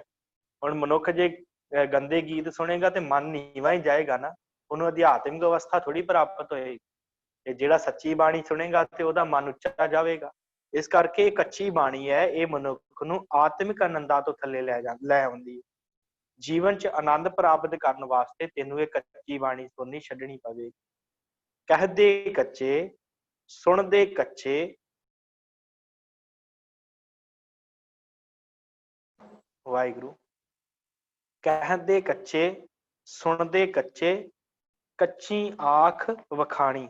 ਕਹਿੰਦੇ ਕਿ ਇਸ ਬਾਣੀ ਨੂੰ ਕਹਿਣ ਵਾਲੇ ਵੀ ਕੱਚੇ ਹਨ, ਜਿਨ੍ਹਾਂ ਨੇ ਕਹੀ ਹੈ ਉਹਨਾਂ ਦਾ ਆਪਣੇ ਅੰਦਰ ਟਿਕਾਉ ਨਹੀਂ ਹੁੰਦਾ। ਉਹ ਕਹਿਣ ਵਾਲੇ ਵੀ ਕੱਚੇ ਹਨ ਤੇ ਸੁਣਨ ਵਾਲੇ ਵੀ ਕੱਚੇ ਹਨ। ਤੇ ਕੱਚੀ ਆਖ ਵਖਾਣੀ, ਤੇ ਜਿਹੜਾ ਉਹਦਾ ਵਖਿਆਨ ਕਰਨ ਵਾਲੇ ਆ, ਜਿਹੜੇ ਉਸ ਬਾਣੀ ਦੀ ਵਿਆਖਿਆ ਕਰਦੇ ਆ, ਉਹ ਵੀ ਕੱਚੇ ਹਨ। ਕਿਉਂ? ਉਹਨਾਂ ਦੇ ਮਨ ਕਮਜ਼ੋਰ ਹੋ ਜਾਂਦੇ ਆ। ਜਿਹੜੇ ਇਸ ਬਾਣੀ ਨੂੰ ਸੁਣਦੇ ਆ, ਜਿਹੜੇ ਇਸ ਬਾਣੀ ਨੂੰ ਕਹਿੰਦੇ ਆ, ਜਿਹੜੇ ਇਸ ਬਾਣੀ ਨੂੰ ਵਿਆਖਿਆ ਕਰਦੇ ਆ, ਉਹਨਾਂ ਦੇ ਮਨ ਕੱਚੇ ਹੋ ਜਾਂਦੇ ਆ, ਭਾਵ ਕਮਜ਼ੋਰ ਹੋ ਜਾਂਦੇ ਉਹਨਾਂ ਦੇ ਮਨ। ਉਹਨਾਂ ਦੇ ਮਨ 'ਚ ਵਿਕਾਰ ਆਉਣ ਲੱਗ ਜਾਂਦੇ ਆ, ਜਿਹੜੇ ਇਹਨਾਂ ਕੱਚੀਆਂ ਬਾਣੀਆਂ ਨੂੰ ਸੁਣਦੇ ਆ। ਹਰ ਹਰ ਨਿਤ ਕਰਹਿ ਰਸਨਾ, ਕਹਿਆ ਕਛੂ ਨਾ ਜਾਣੀ। ਹਰ ਹਰ ਨਿਤ ਕਰਹਿ ਰਸਨਾ, ਹਰ ਹਰ ਵੀ ਮੂੰਹ ਦੇ ਵਿੱਚੋਂ ਬੋਲਦੇ ਆ, ਪਰਮਾਤਮਾ ਦਾ ਨਾਮ ਵੀ ਲੈਂਦੇ ਆ ਤੇ ਬਾਣੀਆਂ ਕੱਚੀਆਂ ਸੁਣਦੇ ਆ। ਸੁਣਦੇ ਗੀਤ ਸੰਗੀਤ ਆ, ਕਵਿਤਾਵਾਂ ਸੁਣਦੇ ਆ, ਤੇ ਨਾਲ ਗੁਰਦੁਆਰੇ ਆ ਕੇ ਵਾਹਿਗੁਰੂ ਵਾਹਿਗੁਰੂ ਵੀ ਕਰਦੇ ਆ। ਸਤਿਗੁਰੂ ਕਹਿੰਦੇ ਉਹ ਜਿਹੜੇ ਕੱਚੀਆਂ ਬਾਣੀਆਂ ਸੁਣ ਕੇ ਤੇ ਹਰ ਹਰ ਨਿਤ ਕਰੇ ਰਸਨਾ, ਰਸਨਾ ਤੋਂ ਵਾਹਿਗੁਰੂ ਵਾਹਿਗੁਰੂ ਵੀ ਜਿਹੜੇ ਕਰਦੇ ਆ, ਹਰੀ ਦਾ ਨਾਮ ਵੀ ਜੀਵ ਤੋਂ ਕੱਢਦੇ ਆ, ਕਹਿਆ ਕਛੂ ਨਾ ਜਾਣੀ। ਕਹਿੰਦੇ ਇਹਦੇ ਨਾਲ ਉਹਨਾਂ ਦਾ ਜਿਹੜਾ ਹੈ ਨਾ ਕਹਿਆ ਹੋਇਆ, ਉਹ ਕਿਸੇ ਵੀ ਪਰਥਾਏ ਜਿਹੜਾ ਹੈ, ਕਿਸੇ ਵੀ ਉਹਨਾਂ ਦਾ ਥਾਏ ਨਹੀਂ ਪੈਂਦਾ। ਉਹਨਾਂ ਦੀ ਗੂੜੀ ਸਾਂਝ ਪ੍ਰਮਾਤਮਾ ਨਾਲ ਨਹੀਂ ਬਣਦੀ। ਜਿਹੜੇ ਬਾਣੀ ਕੱਚੀ ਸੁਣਦੇ ਆ, ਕੱਚੀ ਬਾਣੀ ਪੜ੍ਹਦੇ ਆ, ਕੱਚੀ ਬਾਣੀ ਦਾ ਵਿਖਿਆਨ ਕਰਦੇ। ਜਿਹੜੇ ਹੋਰ ਮਤਾਂਤਰਾਂ ਦੇ ਜਿਹੜੇ ਗ੍ਰੰਥ, ਉਹਨਾਂ ਦੀਆਂ ਬਾਣੀਆਂ ਸੁਣਦੇ ਹਨ, ਜਾਂ ਜਿਹੜੇ ਗੀਤ ਸੰਗੀਤ ਤੇ ਲੱਗੇ ਹੋਏ ਆ, ਜਿਹੜੇ ਕਵਿਤਾਵਾਂ ਸੁਣਦੇ ਪੜ੍ਹਦੇ ਆ, ਉਹਨਾਂ ਮਨੁੱਖਾਂ ਦਾ ਭਾਵੇਂ ਮੂੰਹ ਤੋਂ ਵਾਹਿਗੁਰੂ ਵਾਹਿਗੁਰੂ ਸਿਮਰਨ ਵੀ ਕਰੀ ਜਾਣ, ਉਹਨਾਂ ਦੀ ਪ੍ਰਮਾਤਮਾ ਨਾਲ ਗੂੜੀ ਸਾਂਝ ਨਹੀਂ ਬਣਨੀ। ਕਿਉਂ? ਇੱਥੇ ਆਪਾਂ ਨੂੰ ਇਹ ਵੀ ਗੱਲ ਸਪਸ਼ਟ ਹੁੰਦੀ ਹੈ ਕਿ ਜੇ ਆਪਾਂ ਵਾਹਿਗੁਰੂ ਦਾ ਸਿਮਰਨ ਕਰਦੇ ਆ ਨਾ, ਉਹਦੇ ਨਾਲ ਸਾਨੂੰ ਬਾਣੀ ਵੀ ਪੜ੍ਹਨੀ ਜ਼ਰੂਰੀ। ਕਿਉਂ? ਕਿਉਂਕਿ ਬਾਣੀ ਹੀ ਦੱਸਦੀ ਹੈ ਕਿ ਭਾਈ ਆਪਣੇ ਮਨ ਦੇ ਵਿੱਚ ਵਿਕਾਰਾਂ ਨੂੰ ਆਉਣੋਂ ਕਿਵੇਂ ਰੋਕਣਾ। ਇਸ ਕਰਕੇ ਫੇਰ ਹੀ ਡੂੰਘੀ ਸਾਂਝ ਬਣਦੀ ਹੈ, ਫੇਰ ਹੀ ਪਿਆਰ ਲੱਗਦਾ ਹੈ। ਜਦੋਂ ਅਸੀਂ ਬਾਣੀ ਪੜ੍ਹਦੇ ਹਾਂ, ਬਾਣੀ ਵਿਚਾਰਦੇ ਹਾਂ ਨਾ ਗੁਰਬਾਣੀ ਨੂੰ, ਤੇ ਫੇਰ ਹੀ ਅੰਦਰ ਵਿਚਾਰ ਬਣਦੀ ਹੈ, ਫਿਰ ਸਿਮਰਨ ਕਰਦੇ ਆ, ਪਿਆਰ ਫਿਰ ਬਣਦਾ ਹੈ। ਤੇ ਪਰ ਜੇ ਬੰਦੇ ਨੇ ਸੁਣਨੇ ਗੀਤ ਸੰਗੀਤ, ਸੁਣਨੀਆਂ ਹੋਰ ਗੱਲਾਂ ਵਾਧੂ ਦੀਆਂ, ਤੇ ਫਿਰ ਉਹਨੇ ਕਹਿਣਾ ਵੀ ਚਲੋ ਮੈਂ ਮਨ ਜਿਹੜਾ ਬਾਣੀ 'ਚ ਟਿਕਾਵਾਂ, ਮਨ ਵਾਹਿਗੁਰੂ ਟਿਕਾਵਾਂ ਸਿਮਰਨ ਦੇ ਵਿੱਚ, ਉਹਦਾ ਮਨ ਸਿਮਰਨ 'ਚ ਨਹੀਂ ਨਾ ਜੁੜੇਗਾ, ਪ੍ਰੇਮਾ ਭਗਤੀ ਨਹੀਂ ਨਾ ਪੈਦਾ ਹੋਏਗੀ। ਕਿਉਂਕਿ ਸੁਣਿਆ ਤੇ ਗੀਤ ਸੰਗੀਤ ਹੈ, ਮਨ ਦੇ ਵਿੱਚ ਤੇ ਗੀਤ ਸੰਗੀਤ ਚੱਲ ਰਿਹਾ, ਮਨ ਦੇ ਵਿੱਚ ਤੇ ਝੂਠੀਆਂ ਕਵਿਤਾਵਾਂ ਚੱਲ ਰਹੀਆਂ। ਇਸ ਕਰਕੇ ਸਤਿਗੁਰ ਕਹਿੰਦੇ ਮੁਖ ਤੋਂ ਭਾਵੇਂ ਜਿੰਨਾ ਮਰਜ਼ੀ ਜਪੀ ਜਾਣ, ਪਰ ਪਰਮਾਤਮਾ ਨਾਲ ਉਹਨਾਂ ਦੀ ਡੂੰਘੀ ਸਾਂਝ ਨਹੀਂ ਬਣਨੀ। ਚਿੱਤ ਜਿਨਕਾ ਹਿਰ ਲਿਆ ਮਾਇਆ, ਬੋਲਣ ਪਏ ਰਵਾਣੀ। ਭਏ ਨਹੀਂ ਪੜਨਾ ਇੱਥੇ, ਪਏ ਰਵਾਣੀ, ਪਏ ਪੱਪਾ। ਚਿੱਤ ਜਿਨਕਾ ਹਿਰ ਲਿਆ ਮਾਇਆ, ਉਹਨਾਂ ਦਾ, ਮਨੁੱਖਾਂ ਦਾ ਜਿਨ੍ਹਾਂ ਦੀ ਸਾਂਝ ਪ੍ਰਮਾਤਮਾ ਨਹੀਂ ਹੈ, ਨਾਲ ਨਹੀਂ ਹੈ, ਉਹਨਾਂ ਦੇ ਮਾਇਆ ਨੇ ਚਿੱਤ ਹਿਰ ਲਿਆ। ਮਾਇਆ ਨੇ ਉਹਨਾਂ ਦਾ ਚਿੱਤ ਚੁਰਾ ਲਿਆ। ਹਿਰ ਲਿਆ ਦਾ ਅਰਥ ਚੋਰੀ ਕਰ ਲਿਆ। ਉਹਨਾਂ ਦਾ ਚਿੱਤ ਮਾਇਆ 'ਚ ਲੱਗ ਗਿਆ, ਮਾਇਆ ਨੇ ਉਹਨਾਂ ਦਾ ਚਿੱਤ ਚੋਰੀ ਕਰ ਲਿਆ। ਬੋਲਣ ਪੈ ਰਵਾਣੀ, ਉਹ ਮਨੁੱਖ ਜਿਹੜੀ ਆ ਨਾ, ਮੁਖ ਦੇ ਉੱਤੋਂ ਜਿਹੜੇ ਵੀ ਬੋਲ ਬੋਲਦੇ ਆ, ਉਹ ਵਾਰ-ਵਾਰ ਜ਼ੁਬਾਨ ਤੋਂ ਜੋ ਵੀ ਬੋਲਦੇ ਆ, ਉੱਤੋਂ ਆਪਣੀ ਜ਼ੁਬਾਨ ਤੋਂ, ਉਹ ਕਿਸੇ ਵੀ ਅਰਥ, ਉਹਨਾਂ ਦਾ ਕੋਈ ਅਰਥ ਨਹੀਂ ਬਣਦਾ। ਉਹ ਜੋ ਮਰਜ਼ੀ ਬੋਲੀ ਜਾਣ, ਭਾਵ ਉਹਨਾਂ ਦਾ ਮਨ ਟਿਕਿਆ ਨਹੀਂ ਹੁੰਦਾ। ਇਸ ਕਰਕੇ ਉਹ ਬੋਲਣ ਪੈ ਰਵਾਣੀ, ਉਹ ਵਾਧੂ ਗੱਲਾਂ ਜਿਹੜੀਆਂ ਉਹੀ ਬੋਲ ਸਕਦੇ ਆ, ਉਹ ਸਿਮਰਨ ਨਹੀਂ ਕਰ ਸਕਦੇ। ਉਹਨਾਂ ਦਾ ਚਿੱਤ ਨਹੀਂ ਜੁੜ ਸਕਦਾ, ਕਿਉਂਕਿ ਮਨੁੱਖਾਂ ਦੀ ਇਹੀ ਹੋੜ ਲੱਗੀ ਆ ਨਾ ਕਿ ਕਿਸੇ ਗਾਇਕ ਨੂੰ ਸੁਣ ਲਿਆ, ਉਹਨਾਂ ਦੀਆਂ ਗੱਲਾਂ, ਇਹ ਬਾਣੀਆਂ ਹੀ ਹਨ। ਜੋ ਵੀ ਰਚਨਾ ਹੁੰਦੀ ਹੈ ਨਾ, ਜੋ ਵੀ ਕੋਈ ਗਾਉਂਦਾ ਹੈ, ਜੋ ਵੀ ਕੋਈ ਪੜ੍ਹਦਾ ਹੈ, ਇਹ ਜਿਸ ਤਰ੍ਹਾਂ ਦਾ ਆਪਾਂ ਪੜ੍ਹਦੇ ਹਾਂ, ਸਾਡਾ ਮਨ ਉਸ ਤਰ੍ਹਾਂ ਦਾ ਹੋ ਜਾਂਦਾ। ਤਿੰਨ ਚੀਜ਼ਾਂ ਦੇ ਨਾਲ ਜਿਹੜਾ ਹੈ ਨਾ, ਮਨ ਸਾਡਾ ਪ੍ਰਭਾਵਿਤ ਹੁੰਦਾ ਹੈ, ਦੇਖਣ ਨਾਲ, ਸੁਣਨ ਨਾਲ, ਤੇ ਤੀਸਰਾ ਹੈਗਾ ਬੋਲਣ ਦੇ ਨਾਲ। ਇਸੇ ਕਰਕੇ ਵਾਹਿਗੁਰੂ ਪੜ੍ਹਨ ਦੇ ਨਾਲ। ਇਹ ਤਿੰਨ ਗੱਲਾਂ ਸਾਡੇ ਜੀਵਨ 'ਚ ਜਿਹੜੀਆਂ ਹੁੰਦੀਆਂ ਬੜਾ ਪ੍ਰਭਾਵ ਕਰਦੀਆਂ। ਜੋ ਅਸੀਂ ਵੇਖਦੇ ਹਾਂ, ਜੋ ਅਸੀਂ ਸੁਣਦੇ ਹਾਂ ਤੇ ਜੋ ਅਸੀਂ ਪੜ੍ਹਦੇ ਹਾਂ। ਇਸ ਕਰਕੇ ਉਹਨਾਂ ਮਨੁੱਖਾਂ ਦਾ ਮਨ ਮਾਇਆ ਨੇ ਹਿਰ ਲਿਆ ਜਿਹੜੇ ਇਹੋ ਜਿਹੀਆਂ ਬਾਣੀਆਂ ਨੂੰ ਦੇਖਦੇ ਹਨ, ਸੁਣਦੇ ਹਨ ਤੇ ਪੜ੍ਹਦੇ ਹਨ। ਉਹਨਾਂ ਦਾ ਮਨ ਜਿਹੜਾ ਆ ਉਹ ਨਹੀਂ ਟਿਕਦਾ। ਬੋਲਣ ਪੈ ਰਵਾਣੀ, ਉਹ ਕੂੜੀ ਬੋਲਦੇ ਆ, ਕੂੜੀ ਕਰਦੇ ਆ, ਉਹਨਾਂ ਕੰਮ ਧੰਦਿਆਂ 'ਚ ਲੱਗੇ ਆ। ਕਹੈ ਨਾਨਕ ਸਤਿਗੁਰੂ ਬਾਝੋਂ ਹੋਰ ਕੱਚੀ ਬਾਣੀ। ਗੁਰੂ ਨਾਨਕ ਸਾਹਿਬ ਦੀ ਮੋਹਰ ਲਾ ਕੇ ਗੁਰੂ ਅਮਰਦਾਸ ਪਾਤਸ਼ਾਹ ਕਹਿੰਦੇ ਆ ਕਿ ਭਾਈ ਸਤਿਗੁਰੂ ਤੋਂ ਬਿਨਾਂ ਬਾਕੀ ਜਿੰਨੀਆਂ ਵੀ ਬਾਣੀਆਂ ਹਨ ਉਹ ਕੱਚੀਆਂ ਹਨ। ਭਾਵੇਂ ਕਿਸੇ ਨੇ ਕਿੰਨੀ ਵੀ ਸ੍ਰੇਸ਼ਟ ਰਚਨਾ ਕਿਉਂ ਨਾ ਲਿਖੀ ਹੋਵੇ, ਭਾਵੇਂ ਕਿਸੇ ਨੇ ਕਿੰਨੀ ਵੀ ਵਧੀਆ ਕਵਿਤਾ ਕਿਉਂ ਨਾ ਲਿਖੀ ਹੋਵੇ, ਭਾਵੇਂ ਕਿਸੇ ਨੇ ਕਿੰਨਾ ਵੀ ਵਧੀਆ ਕੋਈ ਗੀਤ ਸੰਗੀਤ ਨਾ ਲਿਖਿਆ ਹੋਵੇ, ਉਹ ਸਾਰਾ ਕੱਚਾ ਹੈ। ਸਤਿਗੁਰੂ ਤੋਂ ਬਾਝੋਂ ਗੁਰਬਾਣੀ ਜਿਹੜੀ ਹੈ ਸਿਰਮੌਰ ਹੈ, ਇਹ ਬਾਣੀਆਂ ਸਿਰ ਬਾਣੀ ਹੈ। ਇਸ ਕਰਕੇ ਸਤਿਗੁਰੂ ਬਖਸ਼ਿਸ਼ ਕਰਦੇ ਆ ਭਾਈ ਸਤਿਗੁਰੂ ਤੋਂ ਬਾਝੋਂ, ਸਤਿਗੁਰੂ ਤੋਂ ਬਿਨਾਂ ਬਾਕੀ ਸਾਰੀਆਂ ਬਾਣੀਆਂ ਜਿਹੜੀਆਂ ਉਹ ਕੱਚੀਆਂ ਹਨ। ਇਸ ਕਰਕੇ ਤੂੰ ਇਹ ਗੁਰਬਾਣੀ ਪੜ੍ਹ, ਗੁਰਬਾਣੀ ਦੇ ਨਾਲ ਜੁੜ। ਅੱਗੇ ਸਤਿਗੁਰੂ ਬਖਸ਼ਿਸ਼ ਕਰਦੇ ਸਤਿਗੁਰੂ ਬਖਸ਼ਿਸ਼ ਕਰਦੇ ਆ, ਗੁਰ ਕਾ ਸ਼ਬਦ ਰਤਨ ਹੈ। ਸਤਿਗੁਰ ਕਹਿੰਦੇ ਜਿਹੜਾ ਗੁਰੂ ਦਾ ਸ਼ਬਦ ਹੈ ਨਾ, ਰਤਨ ਸ਼ਬਦ ਪੜ੍ਹਨਾ, ਇੱਥੇ ਰਤਨ ਨਹੀਂ ਹੈ, ਰਤਨ। ਇਹ ਰਤਨਾ ਵਰਗਾ ਹੈ ਗੁਰੂ ਦਾ ਸ਼ਬਦ। ਗੁਰ ਕਾ ਸ਼ਬਦ ਰਤਨ ਹੈ, ਹੀਰੇ ਜਿਤ ਜੜਾਓ। ਇਹਦੇ ਵਿੱਚ ਹੀਰੇ ਪ੍ਰਮਾਤਮਾ ਦੇ ਨਾਮ ਦੇ, ਪ੍ਰਮਾਤਮਾ ਦੇ ਗੁਣ ਇਹਦੇ ਵਿੱਚ ਜੜੇ ਹੋਣੇ ਸ਼ਬਦ ਦੇ ਵਿੱਚ। ਜਿਹੜਾ ਸ਼ਬਦ ਦੇ ਨਾਲ ਜੁੜਦਾ ਹੈ, ਜਿਹੜਾ ਗੁਰਬਾਣੀ ਨਾਲ ਜੁੜਦਾ ਹੈ ਨਾ, ਇਹਦੇ ਵਿੱਚ ਇਹ ਰਤਨਾ ਵਰਗਾ ਹੈ ਸ਼ਬਦ, ਤੇ ਇਹਦੇ ਵਿੱਚ ਹੀਰੇ ਜੜੇ ਹੋਏ ਹਨ। ਪਰਮਾਤਮਾ ਦੇ ਗੁਣਾ ਰੂਪੀ ਹੀਰੇ ਦੇ ਵਿੱਚ ਜੜੇ ਹੋਏ ਹਨ। ਸ਼ਬਦ ਰਤਨ ਜਿਤ ਮਨ ਲਾਗਾ, ਇਹ ਜਿਹੜਾ ਸ਼ਬਦ ਹੈ ਇਹਦੇ ਨਾਲ, ਇਸ ਸ਼ਬਦ ਰਤਨ ਦੇ ਨਾਲ ਜਿਸ ਦਾ ਮਨ ਲੱਗ ਗਿਆ, ਇਹੋ ਹੋਆ ਸਮਾਉ। ਉਸ ਉਹ ਮਨੁੱਖ ਉਹਦੇ ਵਿੱਚ ਸਮਾ ਜਾਂਦਾ ਹੈ ਸ਼ਬਦ, ਉਹਦੀ ਲੀਨਤਾ ਹੋ ਜਾਂਦੀ ਸ਼ਬਦ ਦੇ ਵਿੱਚ। ਜਿਹੜਾ ਸ਼ਬਦ ਰਤਨ ਨੂੰ ਆਪਣੇ ਮਨ 'ਚ ਵਸਾ ਲੈਂਦਾ ਹੈ, ਜਿਹੜਾ ਸ਼ਬਦ ਨੂੰ ਆਪਣੇ ਮਨ 'ਚ ਵਸਾ ਲੈਂਦਾ ਹੈ, ਜਿਹੜਾ ਸ਼ਬਦ ਨੂੰ ਧਾਰਨ ਕਰਦਾ ਹੈ, ਜਿਹੜਾ ਸ਼ਬਦ ਗੁਰੂ ਦੇ ਪਿੱਛੇ ਲੱਗਦਾ ਹੈ। ਸ਼ਬਦ ਸੇਤੀ ਮਨ ਮਿਲਿਆ, ਸੱਚੇ ਲਾਇਆ ਭਾਉ। ਸ਼ਬਦ ਦੇ ਨਾਲ ਉਹਨਾਂ ਮਨੁੱਖਾਂ ਦਾ, ਸ਼ਬਦ ਦੇ ਨਾਲ, ਸੇਤੀ ਦਾ ਅਰਥ ਆਪਾਂ ਕੀਤਾ ਸੀ ਨਾਲ, ਸ਼ਬਦ ਦੇ ਨਾਲ ਉਹਨਾਂ ਦਾ ਮਨ ਮਿਲ ਜਾਂਦਾ ਹੈ। ਸ਼ਬਦ ਸੇਤੀ ਮਨ ਮਿਲਿਆ, ਸੱਚੇ ਲਾਇਆ ਭਾਉ। ਭਾਉ ਦਾ ਅਰਥ ਹੁੰਦਾ ਪਿਆਰ। ਉਹਨਾਂ ਦਾ ਸੱਚੇ ਦੇ ਨਾਲ, ਉਸ ਵਾਹਿਗੁਰੂ ਦੇ ਨਾਲ ਪਿਆਰ ਪੈ ਜਾਂਦਾ ਹੈ। ਜਿਹੜੇ ਸ਼ਬਦ ਨੂੰ ਜਪਦੇ ਆ, ਜਿਹੜੇ ਸ਼ਬਦ ਨੂੰ ਕਮਾਉਂਦੇ ਆ, ਉਹਨਾਂ ਦਾ ਪਰਮਾਤਮਾ ਦੇ ਨਾਲ ਪਿਆਰ ਬਣ ਜਾਂਦਾ ਹੈ। ਆਪੇ ਹੀਰਾ ਰਤਨ ਆਪੇ, ਜਿਸ ਨੂੰ ਦੇ ਬੁਝਾਏ। ਆਪੇ ਹੀਰਾ, ਉਹ ਵਾਹਿਗੁਰੂ ਜਿਹੜਾ ਨਾਮ ਹੈ ਨਾ, ਉਹ ਜਿਹੜਾ ਸ਼ਬਦ ਹੈ, ਉਹ ਹੀਰਿਆਂ ਦੀ ਤਰ੍ਹਾਂ ਹੈ, ਰਤਨਾਂ ਦੀ ਤਰ੍ਹਾਂ ਹੈ।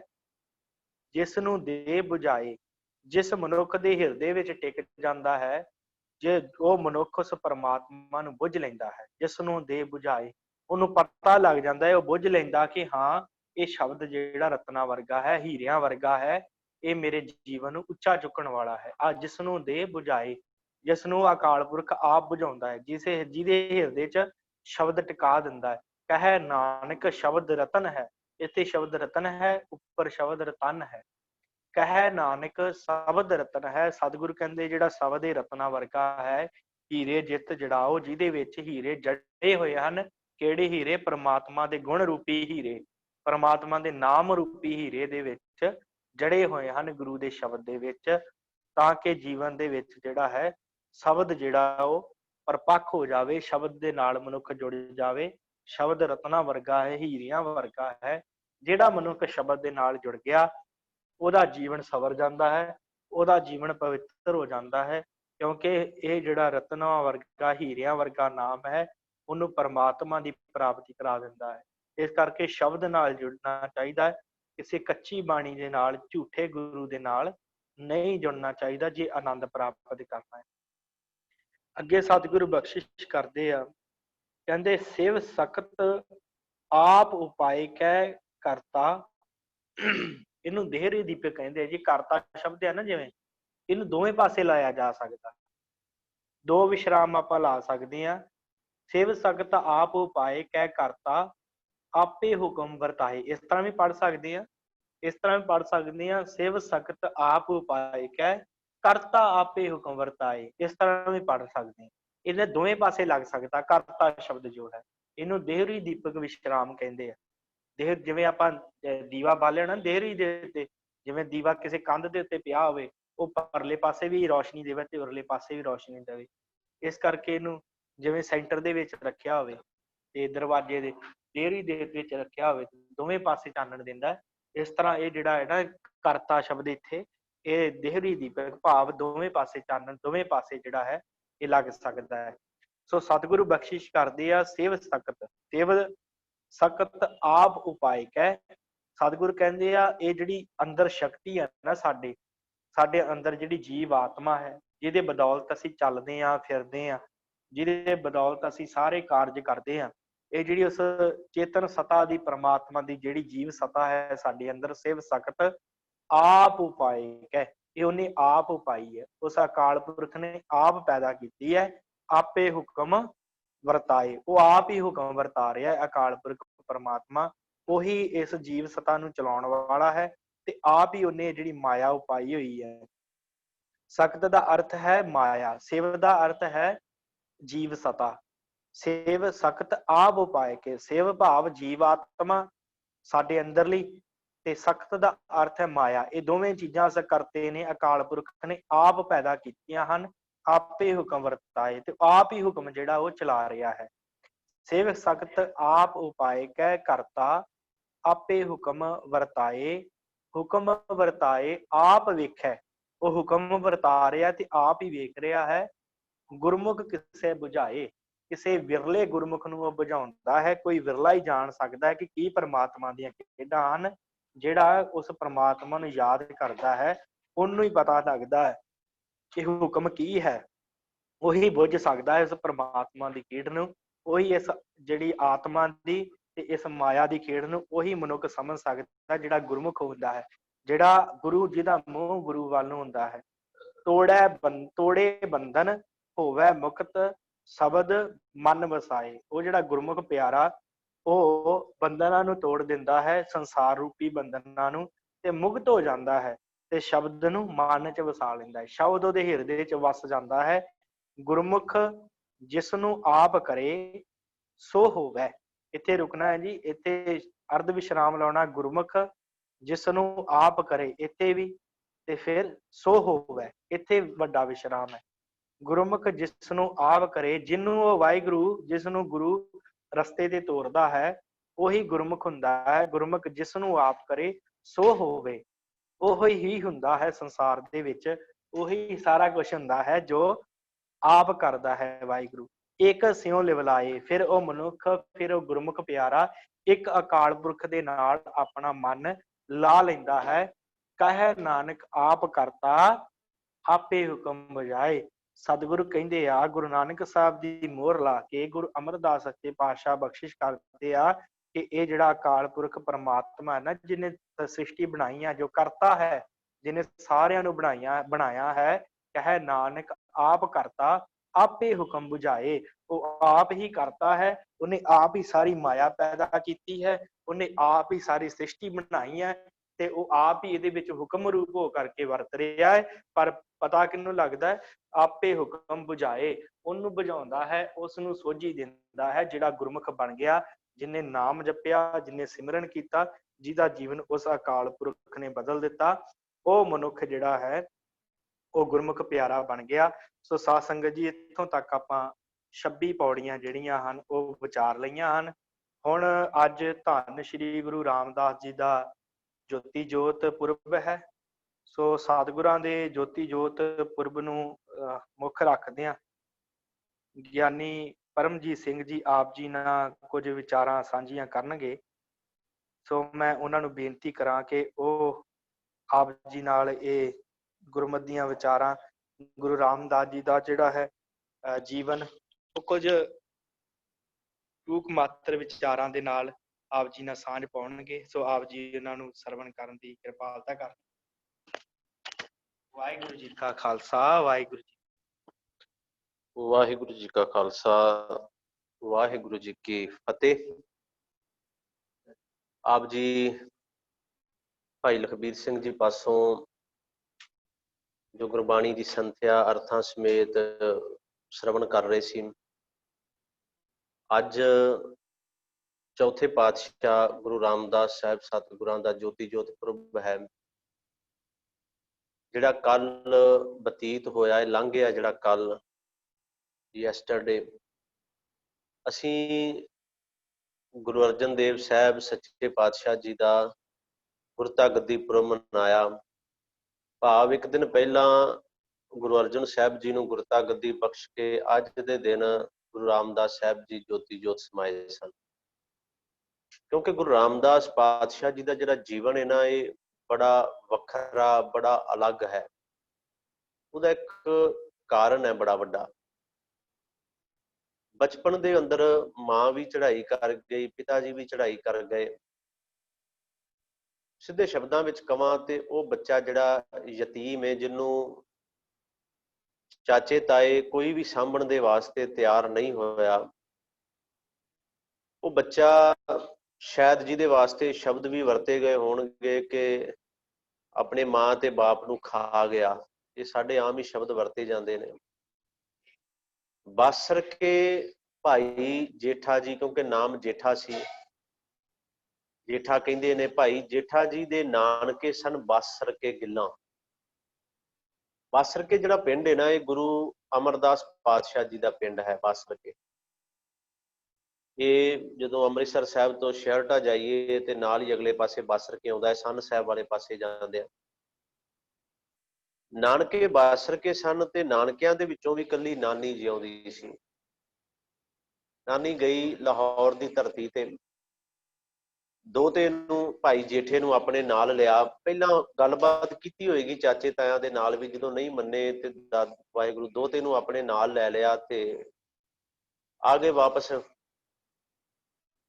ਬਾਸਰ ਕੇ ਕਾਫੀ ਸਮਾਂ ਆਪਣੇ ਜੀਵਨ ਦਾ ਇਹਨਾਂ ਨੇ ਗੁਜ਼ਾਰਿਆ ਗੁਰੂ ਰਾਮਦਾਸ ਪਾਤਸ਼ਾਹ ਜੀ ਦੇ। ਜਦੋਂ ਗੁਰੂ ਅਮਰਦਾਸ ਪਾਤਸ਼ਾਹ ਜੀ ਨੂੰ ਹੁਕਮ ਹੋਇਆ ਸੀ ਨਾ ਗੋਇੰਦਵਾਲ ਸਾਹਿਬ ਨਗਰ ਵਸਾਉਣ ਦਾ, ਇਤਿਹਾਸ ਥੋੜਾ ਜਿਹਾ ਧਿਆਨ ਨਾਲ ਸੁਣਿਓ। ਗੁਰੂ ਅੰਗਦ ਸਾਹਿਬ ਸੱਚੇ ਪਾਤਸ਼ਾਹ ਜੀ ਨੇ ਬਾਬਾ ਅਮਰਦਾਸ, ਮੈਂ ਉਦੋਂ ਕਹਾਂਗਾ ਕਿ ਬਾਬਾ ਅਮਰਦਾਸ ਜੀ ਨੂੰ ਇਹ ਹੁਕਮ ਦਿੱਤਾ ਸੀ ਗੋਇੰਦਵਾਲ ਸਾਹਿਬ ਨਗਰ ਵਸਾਉਣ ਦਾ। ਤੇ ਗੋਇੰਦਵਾਲ ਸਾਹਿਬ ਨਗਰ ਬਾਬਾ ਅਮਰਦਾਸ ਜੀ ਨੇ ਵਸਾਇਆ। ਗੁਰਬਾਣੀ ਦੇ ਅੰਦਰ ਇਸ ਨਗਰ ਦੇ ਪ੍ਰਥਾਏ ਨਾਲ ਬੜੇ ਕਮਾਲ ਦਾ ਬਚਨ ਕਿਹਾ ਗਿਆ ਹੈ। ਮੈਂ ਕੁਝ ਤੁਹਾਨੂੰ ਦੱਸਾਂ, ਕੁਝ ਸ਼ਹਿਰ ਨੇ ਜਿਨ੍ਹਾਂ ਦੇ ਨਾਮ, ਕੁਝ ਪਰਸਨ ਵੀ ਨੇ ਜਿਨ੍ਹਾਂ ਦੇ ਨਾਮ ਗੁਰੂ ਗ੍ਰੰਥ ਸਾਹਿਬ ਵਿੱਚ ਆਏ ਨੇ, ਕੁਝ ਸ਼ਹਿਰ ਵੀ ਨੇ ਜਿਨ੍ਹਾਂ ਦੇ ਨਾਮ ਗੁਰੂ ਗ੍ਰੰਥ ਸਾਹਿਬ ਵਿੱਚ ਆਏ ਨੇ। ਜਿਵੇਂ ਅੰਮ੍ਰਿਤਸਰ ਨਾਮ ਆਇਆ ਹੈ ਤੇ ਸਿਫਤੀ ਦਾ ਘਰ ਕਹਿ ਕੇ ਇਹ ਨਾਮ ਜਿਹੜਾ ਉਹ ਦਿੱਤਾ ਗਿਆ, ਅੰਮ੍ਰਿਤਸਰ ਸਿਫਤੀ ਦਾ ਘਰ। ਦੂਜੇ ਪਾਸੇ ਲਾਹੌਰ ਦਾ ਵੀ ਨਾਂ ਆ, ਲਾਹੌਰ ਸ਼ਹਿਰ, ਜ਼ਹਿਰ ਕਹਿਰ ਸਵਾ ਪੈਰ। ਇਸੇ ਤਰ੍ਹਾਂ ਹੋਰ ਵੀ ਨਾਮ ਬੜੇ ਨੇ, ਪਰ ਇਸੇ ਤਰ੍ਹਾਂ ਗੋਇੰਦਵਾਲ ਸਾਹਿਬ ਦਾ ਨਗਰ ਦਾ ਨਾਮ ਵੀ ਗੁਰੂ ਗ੍ਰੰਥ ਸਾਹਿਬ ਵਿੱਚ ਆਇਆ ਹੈ। ਗੋਇੰਦਵਾਲ ਸਾਹਿਬ ਬਾਰੇ ਇਹ ਬਚਨ ਕਿਹਾ ਗਿਆ ਕਿ ਗੋਇੰਦਵਾਲ ਗੋਬਿੰਦਪੁਰੀ ਸਮ ਜਲਿਆਣ ਤੀਰ ਵਿਪਾਸ ਬਣਾਇਓ। ਕਿ ਗੋਇੰਦਵਾਲ ਸਾਹਿਬ ਜਿਹੜਾ ਨਗਰ ਹੈ ਨਾ, ਇਹ ਗੋਬਿੰਦ ਦੀ ਪੁਰੀ ਦੇ ਸਮਾਨ ਹੈ। ਗੋਬਿੰਦ ਦਾ ਜਿਹੜਾ ਨਗਰ ਹੈ ਨਾ, ਗੋਬਿੰਦ ਦੀ ਜਿਹੜੀ ਪੁਰੀ ਹੈ, ਇਹ ਉਹਦੇ ਸਮਾਨ ਹੈ। ਤੇ ਭਾਵ ਗੋਬਿੰਦ ਰੱਬ ਦੇ ਪ੍ਰਮਾਤਮਾ ਦਾ ਘਰ ਜਿਹੜਾ ਹੈ ਉਹਦੇ ਸਮਾਨ ਹੈ। ਗੋਇੰਦਵਾਲ ਗੋਬਿੰਦਪੁਰੀ ਸਮ। ਜਦੋਂ ਇਹ ਨਗਰ ਵਸਾਇਆ ਨਾ ਗੁਰੂ ਅਮਰਦਾਸ ਸਾਹਿਬ ਸੱਚੇ ਪਾਤਸ਼ਾਹ ਜੀ ਨੇ, ਤੇ ਇਸੇ ਨਗਰ ਦੇ ਵਿੱਚ ਆਪਣਾ ਪਰਿਵਾਰ ਵੀ ਲਿਆ ਕੇ ਉਹਨਾਂ ਨੇ ਵਸਾਇਆ। ਹੁਣ ਗੁਰੂ ਅਮਰਦਾਸ ਪਾਤਸ਼ਾਹ ਜੀ ਦੇ ਪਰਿਵਾਰ ਦੇ ਨਾਲ ਬੜਾ ਪਿਆਰ ਸੀ ਭਾਈ ਜੇਠਾ ਜੀ ਦੇ ਨਾਨਕਿਆਂ ਦਾ, ਨਾਨੀ ਜੀ ਦਾ। ਇਹਨਾਂ ਵੀ ਆਪਣਾ ਇੱਥੋਂ ਘਰ ਛੱਡਿਆ ਤੇ ਗੋਇੰਦਵਾਲ ਸਾਹਿਬ ਜਾ ਕੇ ਇਹਨਾਂ ਵੀ ਆਪਣਾ ਟਿਕਾਣਾ ਕਰ ਲਿਆ। ਇੱਧਰ ਗੁਰਿਆਈ ਗੁਰੂ ਅਮਰਦਾਸ ਪਾਤਸ਼ਾਹ ਜੀ ਨੂੰ ਮਿਲੀ, ਗੋਇੰਦਵਾਲ ਸਾਹਿਬ ਉਹਨਾਂ ਆਪਣਾ ਪੱਕਾ ਟਿਕਾਣਾ ਕਰ ਲਿਆ। ਭਾਈ ਜੇਠਾ ਅਸੀਂ ਬੜੀ ਵਾਰ ਪੜ੍ਹਿਆ ਕਿ ਘੁੰਗਣੀਆਂ ਵੇਚ ਕੇ ਗੁਜ਼ਾਰਾ ਕਰਦਾ ਰਿਹਾ। ਸਾਡੇ ਇਤਿਹਾਸਕਾਰਾਂ ਨੇ, ਕਈਆਂ ਨੇ ਆਖਿਆ ਕਿ ਨਾਨੀ ਨੇ ਜੇਠੇ ਨੂੰ ਸਾਂਭਿਆ ਸੀ, ਕਿਸੇ ਨੇ ਨਹੀਂ ਸਾਂਭਿਆ। ਪਰ ਮੈਂ ਇਸ ਗੱਲ ਨਾਲ ਸਹਿਮਤੀ ਬੜੀ ਘੱਟ ਰੱਖਦਾ। ਉਹਦਾ ਇੱਕ ਕਾਰਨ ਹੈ, ਨਾਨੀ ਬੜੀ ਬਜ਼ੁਰਗ ਸੀ। ਤੇ ਮੈਂ ਅੱਜ ਵੀ ਇਹ ਗੱਲ ਕਹਿਣਾ ਕਿ ਨਾਨੀ ਨੇ ਜੇਠੇ ਨੂੰ ਨਹੀਂ, ਜੇਠਾ ਆਪਣੇ ਆਪ ਨੂੰ ਵੀ ਪਾਲ ਰਿਹਾ ਹੈ ਤੇ ਆਪਣੀ ਨਾਨੀ ਨੂੰ ਵੀ ਪਾਲ ਰਿਹਾ ਹੈ। ਨਾਨੀ ਨੇ ਛੋਲੇ ਉਬਾਲਣੇ, ਘੁੰਗਣੀਆਂ ਜਿਹਨੂੰ ਅਸੀਂ ਕਹਿੰਦੇ ਆ, ਜੇਠੇ ਦੇ ਸਿਰ ਦੇ ਉੱਤੇ ਟੋਕਰਾ ਰੱਖ ਦੇਣਾ, ਜੇਠੇ ਨੇ ਉਹ ਵੇਚਣਾ, ਜੋ ਬੰਨਣਾ ਲਿਆ ਕੇ ਨਾਨੀ ਨੂੰ ਦੇ ਦੇਣਾ। ਦਿਨ ਲੰਘਦੇ ਗਏ। ਇੱਕ ਦਿਨ ਗੁਰੂ ਅਮਰਦਾਸ ਪਾਤਸ਼ਾਹ ਜੀ ਨੇ ਵੇਖਿਆ ਤੇ ਸੱਦ ਲਿਆ ਆਪਣੇ ਕੋਲ। ਆਖਿਆ, ਜੇਠਿਆ, ਸਾਰਾ ਦਿਨ ਕੰਮ ਕਰਦਾ ਏ ਤੇ ਕਦੇ ਗੁਰੂ ਘਰ ਦੇ ਅੰਦਰ ਦਸਵੰਧ ਨਹੀਂ ਦਿੱਤਾ। ਜੇਠਾ ਆ ਕੇ ਬੈਠਾ, ਮੱਥਾ ਟੇਕਿਆ। ਜਦੋਂ ਗੱਲਬਾਤ ਚੱਲੀ ਵੀ ਦਸਵੰਧ ਨਹੀਂ ਆਪਣਾ ਦਿੰਦਾ ਗੁਰੂ ਘਰ ਦੇ ਅੰਦਰ। ਜੇਠੇ ਨੇ ਹੱਥ ਜੋੜੇ, ਜੇਬ ਵਿੱਚ ਹੱਥ ਮਾਰਿਆ। ਜਿੰਨੇ ਪੈਸੇ, ਜਿੰਨੀ ਵਟਕ ਸੀ ਨਾ ਉਸ ਦਿਨ ਦੀ, ਸਾਰੀ ਗੁਰੂ ਅਮਰਦਾਸ ਪਾਤਸ਼ਾਹ ਜੀ ਦੇ ਚਰਨਾਂ ਵਿੱਚ ਰੱਖ ਕੇ ਤੇ ਜੇਠਾ ਕਹਿੰਦਾ, ਸੱਚੇ ਪਾਤਸ਼ਾਹ, ਮੈਨੂੰ ਪਤਾ ਨਹੀਂ ਸੀ ਕਿ ਦਸਵੰਧ ਦੇਣਾ ਬੜਾ ਲਾਜ਼ਮੀ ਹੈ, ਬੜਾ ਜ਼ਰੂਰੀ ਹੈ, ਤੇ ਮੈਂ ਇਸ ਗੱਲ ਦੀ ਮਾਫੀ ਚਾਹੁੰਦਾ ਪਾਤਸ਼ਾਹ, ਤੇ ਇੱਕ ਕਿਰਪਾ ਕਰੋ, ਆ ਪ੍ਰਵਾਨ ਕਰ ਲਓ, ਅੱਗੇ ਤੋਂ ਮੈਂ 10ਵਾਂ ਹਿੱਸਾ ਜਿਹੜਾ ਨਾ ਦਸਵੰਧ ਕਮਾਈ ਦਾ ਜ਼ਰੂਰ ਦੇਵਾਂਗਾ। ਪਰਖ ਰਹੇ ਸਨ ਗੁਰੂ ਅਮਰਦਾਸ ਪਾਤਸ਼ਾਹ। ਦਿਨ ਲੰਘਦੇ ਗਏ। ਬੜੀ ਵਾਰ ਆਪਨੇ ਸੁਣਿਆ ਉਹ ਦਿਨ ਵੀ ਆਇਆ ਜਿਸ ਦਿਨ ਬੀਬੀ ਭਾਨੀ ਦੇ ਰਿਸ਼ਤੇ ਦੀ ਗੱਲ ਚੱਲੀ ਤੇ ਆਪਸ ਵਿੱਚ ਵਿਚਾਰਾਂ ਕਰ ਰਹੇ ਨੇ ਗੁਰੂ ਸਾਹਿਬ ਤੇ ਗੁਰੂ ਕੇ ਮਹਿਲ ਕਿ ਕਿਹੋ ਜਿਹਾ ਵਰ ਚਾਹੀਦਾ। ਕਹਿੰਦੇ ਜੇਠੇ ਵਰਗਾ, ਕਹਿੰਦੇ ਜੇਠੇ ਵਰਗਾ ਜੇਠਾ ਹੀ। ਆਪਾਂ ਬੜੀ ਵਾਰ ਸੁਣਿਆ। ਖੈਰ, ਬੀਬੀ ਭਾਨੀ ਜੀ ਅਸਲ 'ਚ ਭਾਣਾ ਮੰਨਣ ਵਾਲੀ ਵੀ ਉਹੀ ਸੀ। ਨਾ ਐਵੇਂ ਭਾਨੀ ਨਹੀਂ ਰੱਖਿਆ ਗਿਆ। ਪੁੱਤਰ ਵੀ ਤਾਂ ਹੀ ਉਹਨਾਂ ਦਾ ਸ਼ਹੀਦ ਹੋਇਆ। ਭਾਣਾ ਮੰਨਣ ਵਾਲੀ ਦਾ ਪੁੱਤਰ ਹੀ ਭਾਣਾ ਮੰਨ ਸਕਦਾ ਸੀ। ਦਿਨ ਲੰਘਦੇ ਗਏ। ਜਦੋਂ ਬੌਲੀ ਸਾਹਿਬ ਦੀ ਸੇਵਾ ਆਰੰਭ ਹੋਈ ਹੈ ਨਾ, ਗੋਇੰਦਵਾਲ ਸਾਹਿਬ, ਬੌਲੀ ਸਾਹਿਬ ਜਿਹੜੀ ਬਣੀ, ਆਪਾਂ ਦਰਸ਼ਨ ਕੀਤੇ ਨੇ ਸਾਰਿਆਂ ਨੇ, ਉੱਥੇ ਬੜੀ ਸੇਵਾ ਭਾਈ ਜੇਠੇ ਨੇ ਕੀਤੀ। ਮਿੱਟੀ ਦਾ ਟੋਕਰਾ, ਹੁਣ ਉਦੋਂ JCB ਤਾਂ ਕੁਝ ਹੁੰਦੀਆਂ ਨਹੀਂ ਸਨ ਵੀ ਮਿੱਟੀ ਬਾਹਰ ਕੱਢੋ ਤੇ ਬੌਲੀ ਬਣ ਜਾਏਗੀ। ਸਿਰ ਤੇ ਮਿੱਟੀ ਢੋਣੀ, ਮਿੱਟੀ ਦਾ ਟੋਕਰਾ ਹਮੇਸ਼ਾ ਸਿਰ ਦੇ ਉੱਤੇ ਰਹਿਣਾ। ਮੈਂ ਤੁਹਾਨੂੰ ਇੱਕ ਗੱਲ ਇੱਥੇ ਜ਼ਰੂਰ ਕਹਿ ਦਿਆਂ ਵੀ ਬੜੇ ਵਿਦਵਾਨ ਸੱਜਣ ਕੀ ਕਹਿੰਦੇ ਨੇ ਕਿ ਇੱਕ ਜਿਹੜਾ ਵਰਡ ਹੈ ਨਾ, ਕਿ ਮਾਈਂਡ ਨਾ ਕਰਿਓ ਪਲੀਜ਼ ਇਸ ਗੱਲ ਨੂੰ, ਇਹ ਵਰਡ ਕਿਹਾ ਜਾਂਦਾ ਹੈ ਕਿ ਭੈਣ ਘਰ ਭਾਈ ਕੁੱਤਾ ਤੇ ਸਹੁਰੇ ਘਰ ਜਵਾਈ ਕੁੱਤਾ। ਇਹ ਸ਼ਬਦ ਸਿੱਧਾ ਵਰਤਿਆ ਜਾਂਦਾ। ਮੈਂ ਵਿੱਚੋਂ ਭੈਣ ਘਰ ਭਾਈ ਤੇ ਆ ਕੇ ਰੁਕਾਂਗਾ ਨਹੀਂ, ਕਿਉਂਕਿ ਇਹ ਲਫ਼ਜ਼ ਵਰਤਿਆ ਜਾਂਦਾ ਹੈ। ਕਈ ਵਿਦਵਾਨ ਸੱਜਣਾ ਨੇ ਇਹ ਗੱਲ ਕਹਿਤੀ ਕਿ ਨਹੀਂ, ਇਹ ਸਹੁਰਿਆਂ ਦੇ ਘਰ ਜਵਾਈ ਨੂੰ ਮਾੜਾ ਨਹੀਂ ਕਹਿਣਾ ਚਾਹੀਦਾ, ਕਿਉਂਕਿ ਸਹੁਰਿਆਂ ਦੇ ਘਰ ਜਵਾਈ ਭਾਈ ਜੇਠਾ ਵੀ ਸੀ, ਗੁਰੂ ਰਾਮਦਾਸ ਪਾਤਸ਼ਾਹ। ਪਰ ਹਰ ਜਵਾਈ ਜੇਠਾ ਨਹੀਂ ਨਾ ਬਣ ਸਕਦਾ, ਹਰ ਜਵਾਈ ਗੁਰੂ ਰਾਮਦਾਸ ਪਾਤਸ਼ਾਹ ਥੋੜੀ ਬਣ ਸਕਦਾ। ਅਸੀਂ ਕਹਿ ਜ਼ਰੂਰ ਦਿੰਦੇ ਹਾਂ, ਜਿਹੜਾ ਸਹੁਰਿਆਂ ਨੂੰ ਤੰਗ ਕਰਦਾ ਹੈ, ਬੱਕਰਾ ਵੱਢ ਦੋ, ਮੁਰਗਾ ਵੱਢ ਦੋ, ਬੋਤਲਾਂ ਸ਼ਰਾਬ ਦੀਆਂ ਲਿਆ ਕੇ ਰੱਖੋ, ਉਹਦੀ ਅਸੀਂ ਤੁਲਨਾ ਕਿਵੇਂ ਕਰ ਸਕਦੇ ਹਾਂ ਭਾਈ ਜੇਠੇ ਨਾਲ, ਗੁਰੂ ਰਾਮਦਾਸ ਪਾਤਸ਼ਾਹ ਨਾਲ? ਇਹ ਗੱਲ ਨਹੀਂ ਬਣਦੀ। ਬੜੀ ਸੇਵਾ ਉਹਨਾਂ ਨੇ ਕੀਤੀ। ਭਾਵੇਂ ਸਹੁਰਾ ਘਰ ਸੀ ਪਰ ਉਹਨਾਂ ਨੇ ਉਹਨੂੰ ਗੁਰੂ ਘਰ ਸਮਝ ਕੇ ਸੇਵਾ ਕੀਤੀ, ਗੁਰੂ ਨਾਨਕ ਦਾ ਘਰ ਸਮਝ ਕੇ। ਟੋਕਰਾ ਮਿੱਟੀ ਦਾ ਸਿਰ ਤੇ ਹੋਣਾ।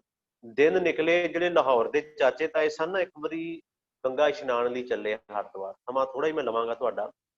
ਗੰਗਾ ਇਸ਼ਨਾਨ ਦੇ ਵਾਸਤੇ ਜਦੋਂ ਹਰਿਦੁਆਰ ਦੀ ਧਰਤੀ ਤੇ ਚੱਲੇ ਨੇ, ਉਹਨਾਂ ਨੇ ਮਨ ਦੇ ਅੰਦਰ ਸੋਚਿਆ ਕਿ ਕਿਉਂ ਨਾ ਆਪਾਂ ਜੇਠੇ ਨੂੰ ਮਿਲ ਕੇ ਜਾਈਏ। ਗੁਰੂ ਘਰ ਦਾ ਜਵਾਈ ਬਣ ਗਿਆ, ਗੁਰੂ ਅਮਰਦਾਸ ਦਾ ਜਵਾਈ ਬਣ ਗਿਆ, ਬੜੀ ਟੌਰ ਹੋਏਗੀ, ਬੜੇ ਸੋਹਣੇ ਕੱਪੜੇ ਪਾਏ ਹੋਣਗੇ, 4 ਸੇਵਾਦਾਰ ਆਸੇ ਪਾਸੇ ਘੁੰਮਦੇ ਫਿਰਦੇ ਹੋਣਗੇ। ਉਹੀ ਪਰਿਵਾਰ ਏ ਜਿਹੜਾ ਜੇਠੇ ਨੂੰ ਸਾਂਭਣ ਲਈ ਤਿਆਰ ਨਹੀਂ ਸੀ। ਅੱਜ ਜਦੋਂ ਪਤਾ ਲੱਗਾ ਨਾ ਕਿ ਜੇਠਾ ਗੁਰੂ ਘਰ ਦਾ ਜਵਾਈ ਬਣ ਗਿਆ, ਅੱਜ ਕਹਿੰਦੇ ਮਿਲ ਕੇ ਆਈਏ, ਪੁੱਤਰ ਨੂੰ ਮਿਲ ਕੇ ਆਈਏ। ਚਾਚੇ ਦੇ ਪੁੱਤਰ ਕਹਿ ਰਹੇ ਨੇ ਭਰਾ ਨੂੰ ਮਿਲ ਕੇ ਆਉਣਾ। ਚਲੇ ਗਏ ਗੋਇੰਦਵਾਲ ਸਾਹਿਬ। ਫਰਕ ਵੇਖੋ ਕਿੰਨਾ ਹੈ ਜਿਹਨੇ ਕੁਝ ਲੈਣਾ ਹੁੰਦਾ ਹੈ। ਜਿਸ ਦਿਨ ਬਾਬਾ ਅਮਰਦਾਸ ਗੁਰੂ ਅੰਗਦ ਸਾਹਿਬ ਸੱਚੇ ਪਾਤਸ਼ਾਹ ਕੋਲ ਆਏ ਸਨ, ਚਰਨਾਂ ਤੇ ਮੱਥਾ ਟੇਕਿਆ ਸੀ, ਤੇ ਗੁਰੂ ਅੰਗਦ ਦੇਵ ਜੀ ਨੇ ਬੋਲ ਕਹੇ ਸਨ, ਤੁਸੀਂ ਸਾਡੇ ਕੁੜਮ ਹੋ, ਤੁਸੀਂ ਚਰਨਾਂ ਵਿੱਚ ਚੰਗੇ ਨਹੀਂ ਲੱਗਦੇ, ਤੁਸੀਂ ਜੱਫੀ ਪਾਓ, ਸਾਨੂੰ ਸੀਨੇ ਨਾਲ ਲੱਗਦੇ ਚੰਗੇ ਲੱਗਦੇ।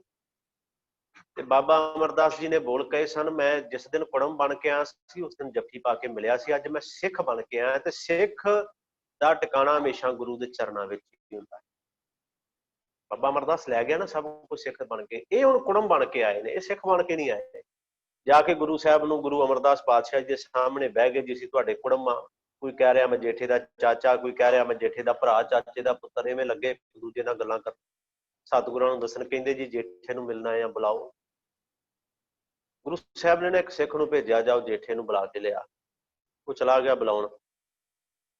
ਹੁਣ ਇਹ ਸੋਚਦੇ ਨੇ ਕਿ ਜੇਠੇ ਦੀ ਟੌਰ ਬੜੀ ਹੋਏਗੀ, ਟੌਰ ਸ਼ੌਰ ਜਿਹਨੂੰ ਅਸੀਂ ਕਹਿ ਦਿੰਦੇ ਨਾ, ਵੀ ਬੜੀ ਇੱਜ਼ਤ ਹੋਏਗੀ, 4 ਸੇਵਾਦਾਰ, ਕੋਈ ਪੱਖੀ ਝੱਲਦਾ ਹੋਣਾ ਆਸੇ ਪਾਸੇ, ਆਪਣੇ ਆਪ ਚ ਇਵੇਂ ਲੱਗੇ ਨੇ ਇੱਕ ਦੂਜੇ ਦੇ ਨਾਲ, ਤੇ ਬੜੀ ਕੀਮਤੀ ਪੁਸ਼ਾਕ ਪਾਈ ਹੋਏਗੀ। ਜਦੋਂ ਇਹ ਭਾਈ ਜੇਠਾ ਜੀ ਆਏ, ਗੁਰੂ ਸਾਹਿਬ ਨੇ ਆਖਿਆ ਲਓ ਤੁਹਾਡਾ ਪੁੱਤਰ ਆ ਗਿਆ। ਇਹਨਾਂ ਜੇਠੇ ਵੱਲ ਵੇਖਿਆ, ਸਿਰ ਤੇ ਮਿੱਟੀ ਦਾ ਟੋਕਰਾ ਰੱਖਿਆ ਜੇਠੇ ਦੇ, ਉਹ ਮਿੱਟੀ ਟੋਕਰੇ ਚੋਂ ਡਿੱਗਦੀ ਦਸਤਾਰ ਤੇ, ਦਸਤਾਰ ਤੋਂ ਮੂੰਹ ਤੇ, ਮੂੰਹ ਤੋਂ ਦਾੜੇ ਤੇ, ਕੱਪੜਿਆਂ ਤੇ, ਕੱਪੜੇ ਤੱਕ ਸਾਰੇ ਭਰੇ ਹੋਏ ਨੇ ਭਾਈ ਜੇਠੇ ਦੇ। ਇਹ ਵੇਖ ਕੇ ਬੜੇ ਹੈਰਾਨ ਹੋਏ। ਇਹਨਾਂ ਨੇ ਖੈਰ ਬੜੇ ਮੰਦੇ ਚੰਗੇ ਬੋਲ ਬੋਲੇ ਸਨ ਉਸ ਵੇਲੇ ਜੇਠੇ ਨੂੰ ਪਰਿਵਾਰ ਨੇ, ਕਿ ਜੇਠਿਆ ਜੇ ਦਿਹਾੜੀ ਕਰਨੀ ਸੀ, ਮਜ਼ਦੂਰੀ ਕਰਨੀ ਸੀ ਤੇ ਲਾਹੌਰ ਕਰ ਲੈਂਦਾ, ਸਹੁਰਿਆਂ ਦੇ ਘਰ ਕਿਉਂ ਬੈਠਾ। ਇੱਥੋਂ ਤੱਕ ਇਹਨਾਂ ਬੋਲ ਕਹਿ ਦਿੱਤੇ ਸੀ, ਜੇਠਿਆ ਤੂੰ ਸਾਡੀ ਕੁੱਲ ਦਾ, ਸੋਢੀ ਕੁੱਲ ਦਾ ਨਾਸ਼ ਕਰਕੇ ਰੱਖ ਦਿੱਤਾ ਆ ਕੁਝ ਕਰਕੇ। ਬੜੇ ਮੰਦੇ ਬੋਲ ਬੋਲਦੇ ਚਲੇ ਗਏ। ਜਦੋਂ ਇਹ ਚਲੇ ਗਏ ਨਾ, ਭਾਈ ਜੇਠੇ ਨੇ ਟੋਕਰਾ ਥੱਲੇ ਰੱਖਿਆ ਮਿੱਟੀ ਦਾ ਭਰਿਆ, ਗੁਰੂ ਅਮਰਦਾਸ ਪਾਤਸ਼ਾਹ ਜੀ ਦੇ ਚਰਨ ਫੜ ਲਏ ਜੇਠੇ ਨੇ ਤੇ ਬੋਲ ਕਹੇ ਸਨ, ਸੱਚੇ ਪਾਤਸ਼ਾਹ ਇਹ ਤੁਹਾਡੀਆਂ ਰਹਿਮਤਾਂ ਦੇ ਬਾਰੇ ਨਹੀਂ ਜਾਣਦੇ, ਪਰਿਵਾਰ ਤੇ ਮੇਰਾ ਹੀ ਹੈ ਪਰ ਤੁਹਾਡੇ ਬਾਰੇ ਨਹੀਂ ਜਾਣਦੇ, ਤੇ ਇਹਨਾਂ ਵੱਲੋਂ ਮਾਫੀ ਮੈਂ ਮੰਗਦਾ। ਗੁਰੂ ਅਮਰਦਾਸ ਪਾਤਸ਼ਾਹ ਨੇ ਆਖਿਆ ਸੀ, ਜੇਠਿਆ ਇਹ ਤੇਰੇ ਸਿਰ ਦੇ ਉੱਤੇ ਰੱਖਿਆ ਇਹਨਾਂ ਨੂੰ ਮਿੱਟੀ ਦਾ ਟੋਕਰਾ ਦਿਸਿਆ ਹੈ, ਤੇ ਜਿਹੜਾ ਇਹਨਾਂ ਨੂੰ ਮਿੱਟੀ ਦਾ ਭਰਿਆ ਟੋਕਰਾ ਦਿਸਦਾ ਹੈ ਨਾ, ਮੈਨੂੰ ਤੇਰੇ ਸਿਰ ਦੇ ਉੱਤੇ ਗੁਰਿਆਈ ਦਾ ਝੁੱਲਦਾ ਆ ਸ਼ਤਰ ਨਜ਼ਰ ਆਉਂਦਾ ਪਿਆ। ਗੁਰੂ ਸਾਹਿਬ ਨੇ ਬੋਲ ਕਹੇ ਸਨ। ਸੱਚਾਈ ਵੀ ਇਹ ਫਿਰ ਜਦੋਂ ਅਖੀਰ ਤੇ ਪਰਖ ਹੋਈ ਥੜੇ ਬਣਾਉਣ ਦੀ, ਤੁਸੀਂ ਅਸੀਂ ਨਾ ਕੁਝ ਇਤਿਹਾਸ ਘੱਟ ਵਿਚਾਰਦੇ ਹਾਂ।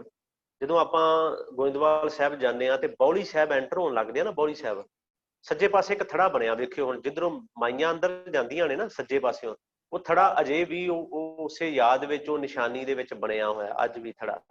ਇੱਕ ਪਾਸੇ ਰਾਮਾ ਸੀ, ਜਵਾਈ ਸੀ, ਇੱਕ ਪਾਸੇ ਭਾਈ ਜੇਠਾ ਸੀ।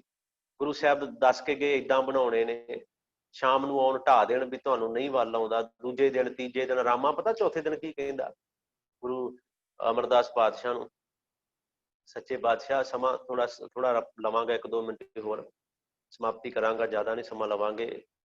ਰਾਮੇ ਨੇ ਗੁਰੂ ਅਮਰਦਾਸ ਪਾਤਸ਼ਾਹ ਨੂੰ ਪਤਾ ਕੀ ਕਿਹਾ ਸੀ? ਕਹਿੰਦਾ ਤੁਸੀਂ ਬੁੱਢੇ ਹੋ ਗਏ ਹੋ, ਤੁਹਾਡੀ ਮੱਤ ਮਾਰੀ ਗਈ। ਰਾਮੇ ਨੇ, ਵੱਡਾ ਜਵਾਈ ਸੀ, ਤੁਹਾਡੀ ਮੱਤ ਮਾਰੀ ਗਈ। ਜਿਵੇਂ ਤੁਸੀਂ ਦੱਸ ਕੇ ਗਏ ਅਸੀਂ ਉਵੇਂ ਹੀ ਥੜੇ ਬਣਾਉਣੇ ਪਏ ਆ, ਤੇ ਤੁਹਾਨੂੰ ਹੀ ਸਮਝ ਨਹੀਂ, ਤੁਹਾਨੂੰ ਹੀ ਨਹੀਂ ਚੇਤਾ ਰਹਿੰਦਾ, ਤੁਸੀਂ ਦੱਸ ਕੇ ਕਿਵੇਂ ਜਾਂਦੇ ਹੋ। ਜਦੋਂ ਭਾਈ ਜੇਠੇ ਦੀ ਵਾਰੀ ਆਈ ਨਾ, ਪਤਾ ਸੀ ਥੜਾ ਮੈਂ ਸਹੀ ਬਣਾਇਆ ਹੈ, ਗੁਰੂ ਸਾਹਿਬ ਨੇ ਢਾਤਾ ਤੇਰਾ ਥੜਾ ਵੀ ਸਹੀ ਨਹੀਂ। ਤੇ ਜੇਠੇ ਨੇ ਆਖਿਆ ਸੀ, ਸੱਚੇ ਪਾਤਸ਼ਾਹ ਵੀ ਮੇਰੀ ਮੱਤ ਥੋੜੀ ਹੈ, ਤੁਸੀਂ ਜਿਵੇਂ ਦੱਸ ਕੇ ਜਾਂਦੇ ਹੋ ਨਾ, ਮੈਂ ਉਸ ਗੱਲ ਨੂੰ ਸਮਝ ਨਹੀਂ ਸਕਦਾ ਪਾਤਸ਼ਾਹ, ਤੁਸੀਂ ਜਿਵੇਂ ਦੱਸਦੇ ਹੋ। ਵੇਖੋ ਨਿਮਰਤਾ ਹੈ, ਸੇਵਾ ਭਾਵਨਾ ਹੈ, ਇਸ ਘਰ ਦੇ ਵਿੱਚ ਜੇ ਨਿਮਰਤਾ ਹੈ, ਜੇ ਸੇਵਾ ਹੈ ਤਾਂ ਸਭ ਕੁਝ ਹੈ। ਤੇ ਨਿਮਰਤਾ ਤੇ ਸੇਵਾ ਬੰਦਗੀ ਦੇ ਨਾਲ, ਉੱਚੇ ਜੀਵਨ ਦੇ ਨਾਲ ਭਾਈ ਜੇਠਾ ਗੁਰੂ ਅਮਰਦਾਸ ਸਾਹਿਬ ਦੇ ਘਰੋਂ ਉਹ ਰਹਿਮਤਾਂ ਲੈ ਗਿਆ ਜਿਹੜੀਆਂ ਕਿਸੇ ਨੂੰ ਨਹੀਂ ਮਿਲੀਆਂ। ਤੇ ਉਹੀ ਭਾਈ ਜੇਠਾ ਜਿਹਨੂੰ ਕਿਸੇ ਨੇ ਸਾਂਭਿਆ ਨਹੀਂ, ਉਹੀ ਜੇਠਾ ਪੂਰੀ ਕੁੱਲ ਕਾਇਨਾਤ ਨੂੰ ਸਾਂਭਣ ਵਾਲਾ ਬਣ ਗਿਆ। ਇੰਨੀਆਂ ਰਹਿਮਤਾਂ ਗੁਰੂ ਅਮਰਦਾਸ ਪਾਤਸ਼ਾਹ ਤੋਂ ਲਈਆਂ। ਫਿਰ ਸਮਾਂ ਗੁਜ਼ਰਿਆ, ਅੰਮ੍ਰਿਤਸਰ ਸਾਹਿਬ ਦੀ ਧਰਤੀ, ਇਹ ਅਸਥਾਨ ਪ੍ਰਗਟ ਕਰਨਾ। ਫਿਰ ਕਿਉਂਕਿ ਅੰਮ੍ਰਿਤਸਰ ਸਾਹਿਬ ਅਸਥਾਨ ਚੱਕ ਰਾਮਦਾਸਪੁਰੇ ਦਾ ਨਾਮ ਸੀ ਪਹਿਲਾਂ ਰੱਖਿਆ ਗਿਆ, ਜਿਹੜਾ ਇਹ ਅਸਥਾਨ ਸਤਿਗੁਰਾਂ ਨੇ ਪ੍ਰਗਟ ਕੀਤਾ, ਇਹ ਜ਼ਮੀਨ ਖਰੀਦੀ। ਅੱਜ ਗੁਰੂ ਰਾਮਦਾਸ ਪਾਤਸ਼ਾਹ ਜੀ ਦਾ ਜੋਤੀ ਜੋਤ ਪੁਰਬ ਹੈ, ਅਸੀਂ ਯਾਦ ਕਰ ਰਹੇ ਹਾਂ, ਉਹਨਾਂ ਨੂੰ ਸਿਜਦਾ ਕਰਦੇ ਹਾਂ। ਅਸੀਂ ਉਹਨਾਂ ਗੁਰੂਆਂ ਦਾ ਦੇਣ ਨਹੀਂ ਦੇ ਸਕਦੇ, ਉਹਨਾਂ ਦੀਆਂ ਰਹਿਮਤਾਂ ਜਿੰਨੀਆਂ ਨੇ ਸਾਡੇ ਉੱਪਰ। ਸੋ ਇਹ ਸਮਾਂ ਸੀ, ਮੈਂ ਸੋਚਿਆ ਕਿ ਥੋੜਾ ਜਿਹਾ ਉਹਨਾਂ ਦਾ ਇਤਿਹਾਸ ਆਪ ਜੀ ਨਾਲ ਜ਼ਰੂਰ ਸਾਂਝਾ ਕੀਤਾ ਜਾਏ। ਸੋ ਇੰਨੀਆਂ ਕੁ ਬੇਨਤੀਆਂ ਪ੍ਰਵਾਨ। ਕੋਈ ਜੋ ਅੱਜ ਦਾ ਇਤਿਹਾਸ, ਜੋ ਗੁਰਬਾਣੀ ਹੈ ਜਾਂ ਜੋ ਇਤਿਹਾਸ ਹੈ, ਉਹਦੇ ਨਾਲ ਰਿਲੇਟਡ ਕੋਈ ਆਪ ਜੀ ਦਾ ਕੁਐਸਚਨ ਹੈ, ਕੋਈ ਵੀ ਸਵਾਲ ਇਹਦੇ ਅੱਜ ਦੇ ਨਾਲ ਹੀ ਰਿਲੇਟਡ ਹੈ, ਤੇ ਆਪ ਜੀ ਆਪਣਾ ਜਿਹੜਾ ਮਾਈਕ ਹੈ ਉਹ ਔਨ ਕਰਕੇ ਆਪ ਜੀ ਸਵਾਲ ਪੁੱਛ ਸਕਦੇ ਹੋ। ਤੇ ਇੱਕ ਹੋਰ ਬੇਨਤੀ ਹੈ ਕਿ ਕਾਫੀ ਜਿਹੜੀ ਨਵੀਂ ਸੰਗਤ ਵੀ ਜੁੜੀ ਹੈ, ਉਹਨਾਂ ਦਾ ਵੀ ਧੰਨਵਾਦ। ਕਾਫੀ ਨਵੀਂ ਸੰਗਤ ਅੱਜ ਨਾਲ ਜੁੜੀ ਹੈ, ਉਹਨਾਂ ਸਾਰਿਆਂ ਦਾ ਵੀ ਧੰਨਵਾਦ। ਤੇ ਤੁਸੀਂ ਇਸੇ ਤਰ੍ਹਾਂ ਹੀ ਜੁੜਿਆ ਕਰੋ, ਨਾਲ ਦੂਜਿਆਂ ਨੂੰ ਵੀ ਜੋੜੋ, ਕਿਉਂਕਿ ਇਹ ਲਾਭ ਘਰ ਬੈਠਿਆਂ ਮਿਲ ਰਿਹਾ ਸਾਨੂੰ ਸਾਰਿਆਂ ਨੂੰ। ਸ਼ਾਹਣੀ ਗੁਰਦੁਆਰਾ ਪ੍ਰਬੰਧਕ ਕਮੇਟੀ ਦੇ ਵੱਲੋਂ ਇਹ ਉਦਮ ਹੈ, ਤੇ ਦਾਸ ਦਰਬਾਰ ਸਾਹਿਬ ਵੱਲੋਂ ਇੱਥੇ ਨੇ ਡਿਊਟੀ ਸਾਡੀ ਲੱਗੀ ਹੋਈ ਹੈ। ਕੋਸ਼ਿਸ਼ ਕਰੋ ਇਹ ਲਾਭ ਆਪਾਂ ਇਹ ਲਾਹਾ ਲਈਏ, ਨਹੀਂ ਤੇ ਘਰ ਬੈਠਿਆਂ GTV ਵੀ ਚੱਲਦਾ ਹੈ ਤੇ ਸੋਨੀ ਵੀ ਚੱਲਦਾ, ਸਟਾਰ ਵੀ ਚੱਲਦਾ, ਉਹਨੂੰ ਥੋੜਾ ਜਿਹਾ ਵਿਰਾਮ ਦੇ ਕੇ ਆਪਾਂ ਇਸ ਪਾਸੇ ਲਾਈਏ। ਸੋ ਜ਼ਿਆਦਾ ਗੱਲ ਨਾ ਕਰਾਂ, ਕੋਈ ਵੀ ਜੇ ਕੋਈ ਆਪ ਜੀ ਦਾ ਸਵਾਲ ਹੈ ਪਲੀਜ਼। ਵਾਹਿਗੁਰੂ ਜੀ ਕਾ ਖਾਲਸਾ, ਵਾਹਿਗੁਰੂ ਜੀ ਕੀ ਫਤਿਹ। ਗਿਆਨੀ ਜੀ, ਇਹ ਉੱਥੇ ਜਿਹੜੀ ਗੋਬਿੰਦਵਾਲ ਸਾਹਿਬ ਬੌੜੀ ਬਣੀ 84 ਪੁੜੀਆਂ ਵਾਲੀ, ਉਹਦੇ ਬਾਰੇ ਵੀ ਦੱਸੋ। ਹਾਂਜੀ ਜ਼ਰੂਰ, ਮੈਂ ਤਾਂ ਹੀ ਅਸਲ 'ਚ ਟਾਈਮ ਥੋੜਾ ਘੱਟ ਸੀ, ਮੈਂ ਤਾਂ ਜ਼ਿਆਦਾ ਡਿਟੇਲ ਵਿੱਚ ਨਹੀਂ ਦੱਸ ਸਕਿਆ। ਬੌਲੀ ਗੁਰੂ ਸਾਹਿਬ ਨੇ ਇਹ ਬਣਾਈ, ਇਹਦੇ ਕਾਰਨ ਕਈ ਸਨ। ਅਸੀਂ ਸਿਰਫ ਇਹਨੂੰ ਇਸ਼ਨਾਨ ਤੱਕ ਸੀਮਤ ਨਾ ਰੱਖੀਏ, ਜਲ ਤੱਕ ਸੀਮਤ ਨਾ ਰੱਖੀਏ। 84 ਪੌੜੀਆਂ ਨੇ ਇਹਦੀਆਂ, 83 ਪੌੜੀਆਂ 83, ਧਿਆਨ ਨਾਲ ਸੁਣੋ, 83 ਪੌੜੀਆਂ ਜਿਹੜੀਆਂ ਸਨ ਉਹ ਜਿਵੇਂ ਆਮ ਪੌੜੀਆਂ ਸੀਮੈਂਟਡ ਜਿਹਨੂੰ ਅਸੀਂ ਕਹਿ ਦਿੰਦੇ ਹਾਂ ਇੱਟ ਦੀਆਂ ਬਣੀਆਂ ਸਨ, ਤੇ 84ਵੀਂ ਜਿਹੜੀ ਪੌੜੀ ਸੀ ਨਾ, 84 ਨੰਬਰ ਪੌੜੀ ਜਿਹੜੀ ਸੀ ਉਹ ਲੱਕੜ ਦੀ ਅੱਗੇ ਬਣਾਈ ਗਈ ਸੀ। 84ਵੀਂ ਪੌੜੀ ਕਿ ਪੈਰ ਸਲਿਪ ਨਾ ਕਰੇ ਇਸ਼ਨਾਨ ਕਰਨ ਲੱਗਿਆ। ਤੇ ਗੁਰੂ ਸਾਹਿਬ ਨੇ ਬਚਨ ਵੀ ਕੀਤਾ ਸੀ ਕਿ ਇੱਥੇ ਜਿਹੜਾ 84 ਵਾਰ ਇਸ਼ਨਾਨ ਕਰਕੇ ਜਪਜੀ ਸਾਹਿਬ ਦੇ ਪਾਠ ਜਿਹੜਾ ਕਰੇਗਾ ਹਰ ਪੌੜੀ ਤੇ, ਉਹਦੀ ਜਿਹੜੀ 84 ਹੈ ਨਾ ਉਹ ਕੱਟੀ ਜਾਏਗੀ। ਤੇ ਅੱਜ ਵੀ ਬੜਾ ਭਰੋਸਾ ਹੈ ਸਿੱਖ ਸੰਗਤ ਦਾ, ਉੱਥੇ ਸੰਗਤਾਂ ਜਾਂਦੀਆਂ ਨੇ, ਇਸ਼ਨਾਨ ਕਰਦੀਆਂ ਨੇ। ਅੱਜ ਵੀ ਤੁਸੀਂ ਉਹ 84 ਪੌੜੀਆਂ ਉਹਦੇ ਦਰਸ਼ਨ ਕਰ ਸਕਦੇ ਹੋ। ਇਹ ਬੜੀਆਂ ਰਹਿਮਤਾਂ ਤੀਰਥ, ਇਹ ਵੀ ਅਸਲ ਦੇ ਵਿੱਚ ਇਤਿਹਾਸ ਬੜਾ ਲੰਮਾ ਹੈ। ਇੱਕ ਵਾਰ ਇੱਕ ਗੁਰੂ ਸਾਹਿਬ ਦਾ ਮਿੱਤਰ ਸੀ ਜਿਹੜਾ ਹਰਿਦੁਆਰ ਜਾਂਦਾ ਸੀ, ਉਹਨੂੰ ਪ੍ਰਗਟ ਕਰਕੇ ਵੀ ਵਿਖਾਇਆ ਸੀ ਵੀ ਗੰਗਾ ਇੱਥੇ ਆ ਕੇ ਇਸ਼ਨਾਨ ਕਰਦੀ ਹੈ। ਬੜਾ ਲੰਮਾ ਇਤਿਹਾਸ ਹੈ। ਕਿਸੇ ਦਿਨ ਫਿਰ ਇੱਕ ਟੌਪਿਕ ਰੱਖ ਕੇ ਆਪ ਜੀ ਨਾਲ ਸਾਂਝਾ ਜ਼ਰੂਰ ਕਰਾਂਗੇ ਜੀ। ਹਾਂਜੀ, ਕੋਈ ਹੋਰ ਸਵਾਲ ਜੀ? ਕਿਸੇ ਦਾ ਹੋਰ ਹੈ ਤੇ ਆਪਣਾ ਮਾਈਕ ਤੁਸੀਂ ਔਨ ਕਰਕੇ ਪੁੱਛ ਸਕਦੇ ਹੋ। ਹਾਂਜੀ ਭਾਈ ਹਰ ਗੁਰੂ ਸਾਹਿਬ, ਗੁਰੂ ਭਾਈ ਖਾਲਸਾ ਵਾਹਿਗੁਰੂ ਜੀ ਫਤਿਹ। ਗੁਰੂ ਸਾਹਿਬ ਦਾ ਜੋਤੀ ਜੋਤ ਦਾ ਦੱਸੋ ਨਾ ਕਿੱਥੇ ਹੋਇਆ? ਹਾਂਜੀ, ਅਸਲ 'ਚ ਨਾ ਸਮਾਂ ਬੜਾ ਘੱਟ ਸੀ ਤੇ ਟਾਈਮ ਜਿਹੜਾ ਹੈ ਉਹ ਇੱਕੋ ਦਮ ਛੇਤੀ ਛੇਤੀ ਨਿਕਲਦਾ ਜਾਂਦਾ ਹੈ। ਗੁਰੂ ਸਾਹਿਬ ਦਾ ਜਿਹੜਾ ਜੋਤੀ ਜੋਤ ਸੀ ਉਹ ਗੋਇੰਦਵਾਲ ਸਾਹਿਬ ਦੀ ਧਰਤੀ ਜਿਹੜੀ ਹੈ ਨਾ, ਜਿਹਦੇ ਬਾਰੇ ਮੈਂ ਆਰੰਭ ਕੀਤਾ ਸੀ ਕਿ ਗੋਇੰਦਵਾਲ ਗੋਬਿੰਦਪੁਰੀ ਸਮ ਜਨ ਤੀਰ ਪਿਪਾਸ ਬਣਾਇਓ। ਬੜਾ ਕੁਝ ਖੈਰ ਗੋਇੰਦਵਾਲ ਸਾਹਿਬ ਤੇ ਵੀ ਇੱਕ ਪੂਰੇ ਦਾ ਪੂਰਾ ਲੈਕਚਰ ਹੋ ਸਕਦਾ ਹੈ, ਕਿਵੇਂ ਗੁਰੂ ਸਾਹਿਬ ਨੇ ਉੱਥੇ ਜਿਹੜੇ ਕਾਰਜ ਕੀਤੇ, ਕਿਵੇਂ ਰੋਜ਼ ਨਵਾਂ ਲੰਗਰ ਬਣਾਉਂਦੇ ਸਨ। ਤੇ ਜੋਤੀ ਜੋਤ ਵੀ ਗੋਇੰਦਵਾਲ ਸਾਹਿਬ ਦੀ ਧਰਤੀ ਤੇ, ਜੋ ਮੈਂ ਕੱਲ ਆਪ ਜੀ ਨੂੰ ਸੁਣਾਇਆ ਸੀ ਨਾ, ਮੇਰਾ ਮਨ ਲੋਚਿਆ ਗੁਰੂ ਦਰਸ਼ਨ ਤਾਈ ਵਾਲਾ ਸਾਰਾ ਇਤਿਹਾਸ, ਉਹ ਗੋਇੰਦਵਾਲ ਸਾਹਿਬ ਵਾਪਰਿਆ ਸੀ। ਉੱਥੇ ਹੀ ਦੋ ਪੱਗਾਂ ਜਿਹੜੀਆਂ ਉਹ ਬੰਨੀਆਂ ਗਈਆਂ, ਜੋ ਕੱਲ ਮੈਂ ਬੇਨਤੀ ਕੀਤੀ ਸੀ ਕਿ ਮਰਨੇ ਦੀ ਪੱਗ ਪ੍ਰਿਥੀਏ ਬੱਧੀ, ਗੁਰਿਆਈ ਦੀ ਪੱਗ ਅਰਜਨ ਲੱਦੀ। ਤੇ ਇਹ ਘਟਨਾ ਉੱਥੇ ਹੀ ਸਾਰਾ ਕੁਝ ਵਾਪਰਿਆ। ਕੱਲ ਦੇ ਦਿਨ ਉਹ ਹੋਇਆ ਸੀ ਤੇ ਅੱਜ ਦੇ ਦਿਨ ਹੀ ਗੋਇੰਦਵਾਲ ਸਾਹਿਬ ਦੀ ਧਰਤੀ ਤੇ ਗੁਰੂ ਰਾਮਦਾਸ ਸਾਹਿਬ ਸੱਚੇ ਪਾਤਸ਼ਾਹ ਨੇ ਆਪਣਾ ਜੋ ਤਨ ਸੀ, ਉਹ ਜੋਤੀ ਜੋਤ ਸਮਾਉਣਾ ਜਿਹਨੂੰ ਅਸੀਂ ਕਹਿੰਦੇ, ਉਹ ਤਨ ਤਿਆਗਿਆ। ਉਹ ਜੋਤ ਜਿਹੜੀ ਸੀ ਉਹ ਗੁਰੂ ਅਰਜਨ ਸਾਹਿਬ ਜੋ ਤੋਹਾ ਜੁਗਤ ਸਾਇ ਸਹਿ ਕਾਇਆ, ਕਾਇਆ ਹੀ ਪਲਟੀ ਹੈ। ਖੈਰ ਉਹ ਗੋਇੰਦਵਾਲ ਸਾਹਿਬ ਦੀ ਧਰਤੀ ਤੇ ਪਲਟੀ ਸੀ। ਹਾਂਜੀ, ਕਿਸੇ ਹੋਰ ਦਾ ਕੋਈ ਸਵਾਲ ਹੈ ਜੀ? ਮਾਈਕ ਆਪਣਾ ਤੁਸੀਂ ਔਨ ਕਰ ਸਕਦੇ ਹੋ ਜੀ। ਮੈਂ ਬੇਨਤੀ ਕਰੂੰਗਾ ਦੂਜਿਆਂ ਨੂੰ ਕਿ ਤੁਸੀਂ ਆਪਣਾ ਮਾਈਕ ਬੰਦ ਕਰ ਲਓ। 7 ਵਜੇ 20 ਮਿੰਟ। ਹਾਂਜੀ, ਠੀਕ ਹੈ ਜੀ। ਕੋਈ ਹੋਰ ਸਵਾਲ ਹੋਵੇ ਤੁਸੀਂ WhatsApp ਸਾਨੂੰ ਜਾਂ ਕਾਲ ਕਰ ਸਕਦੇ ਹੋ ਜੀ। ਸਵੇਨੀਆਂ ਬੇਨਤੀਆਂ ਪ੍ਰਵਾਨ।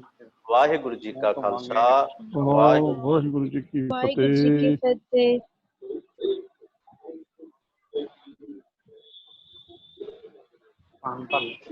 ਕਰਨੀ ਤੇ ਗੱਲ ਹੈ ਸਰ।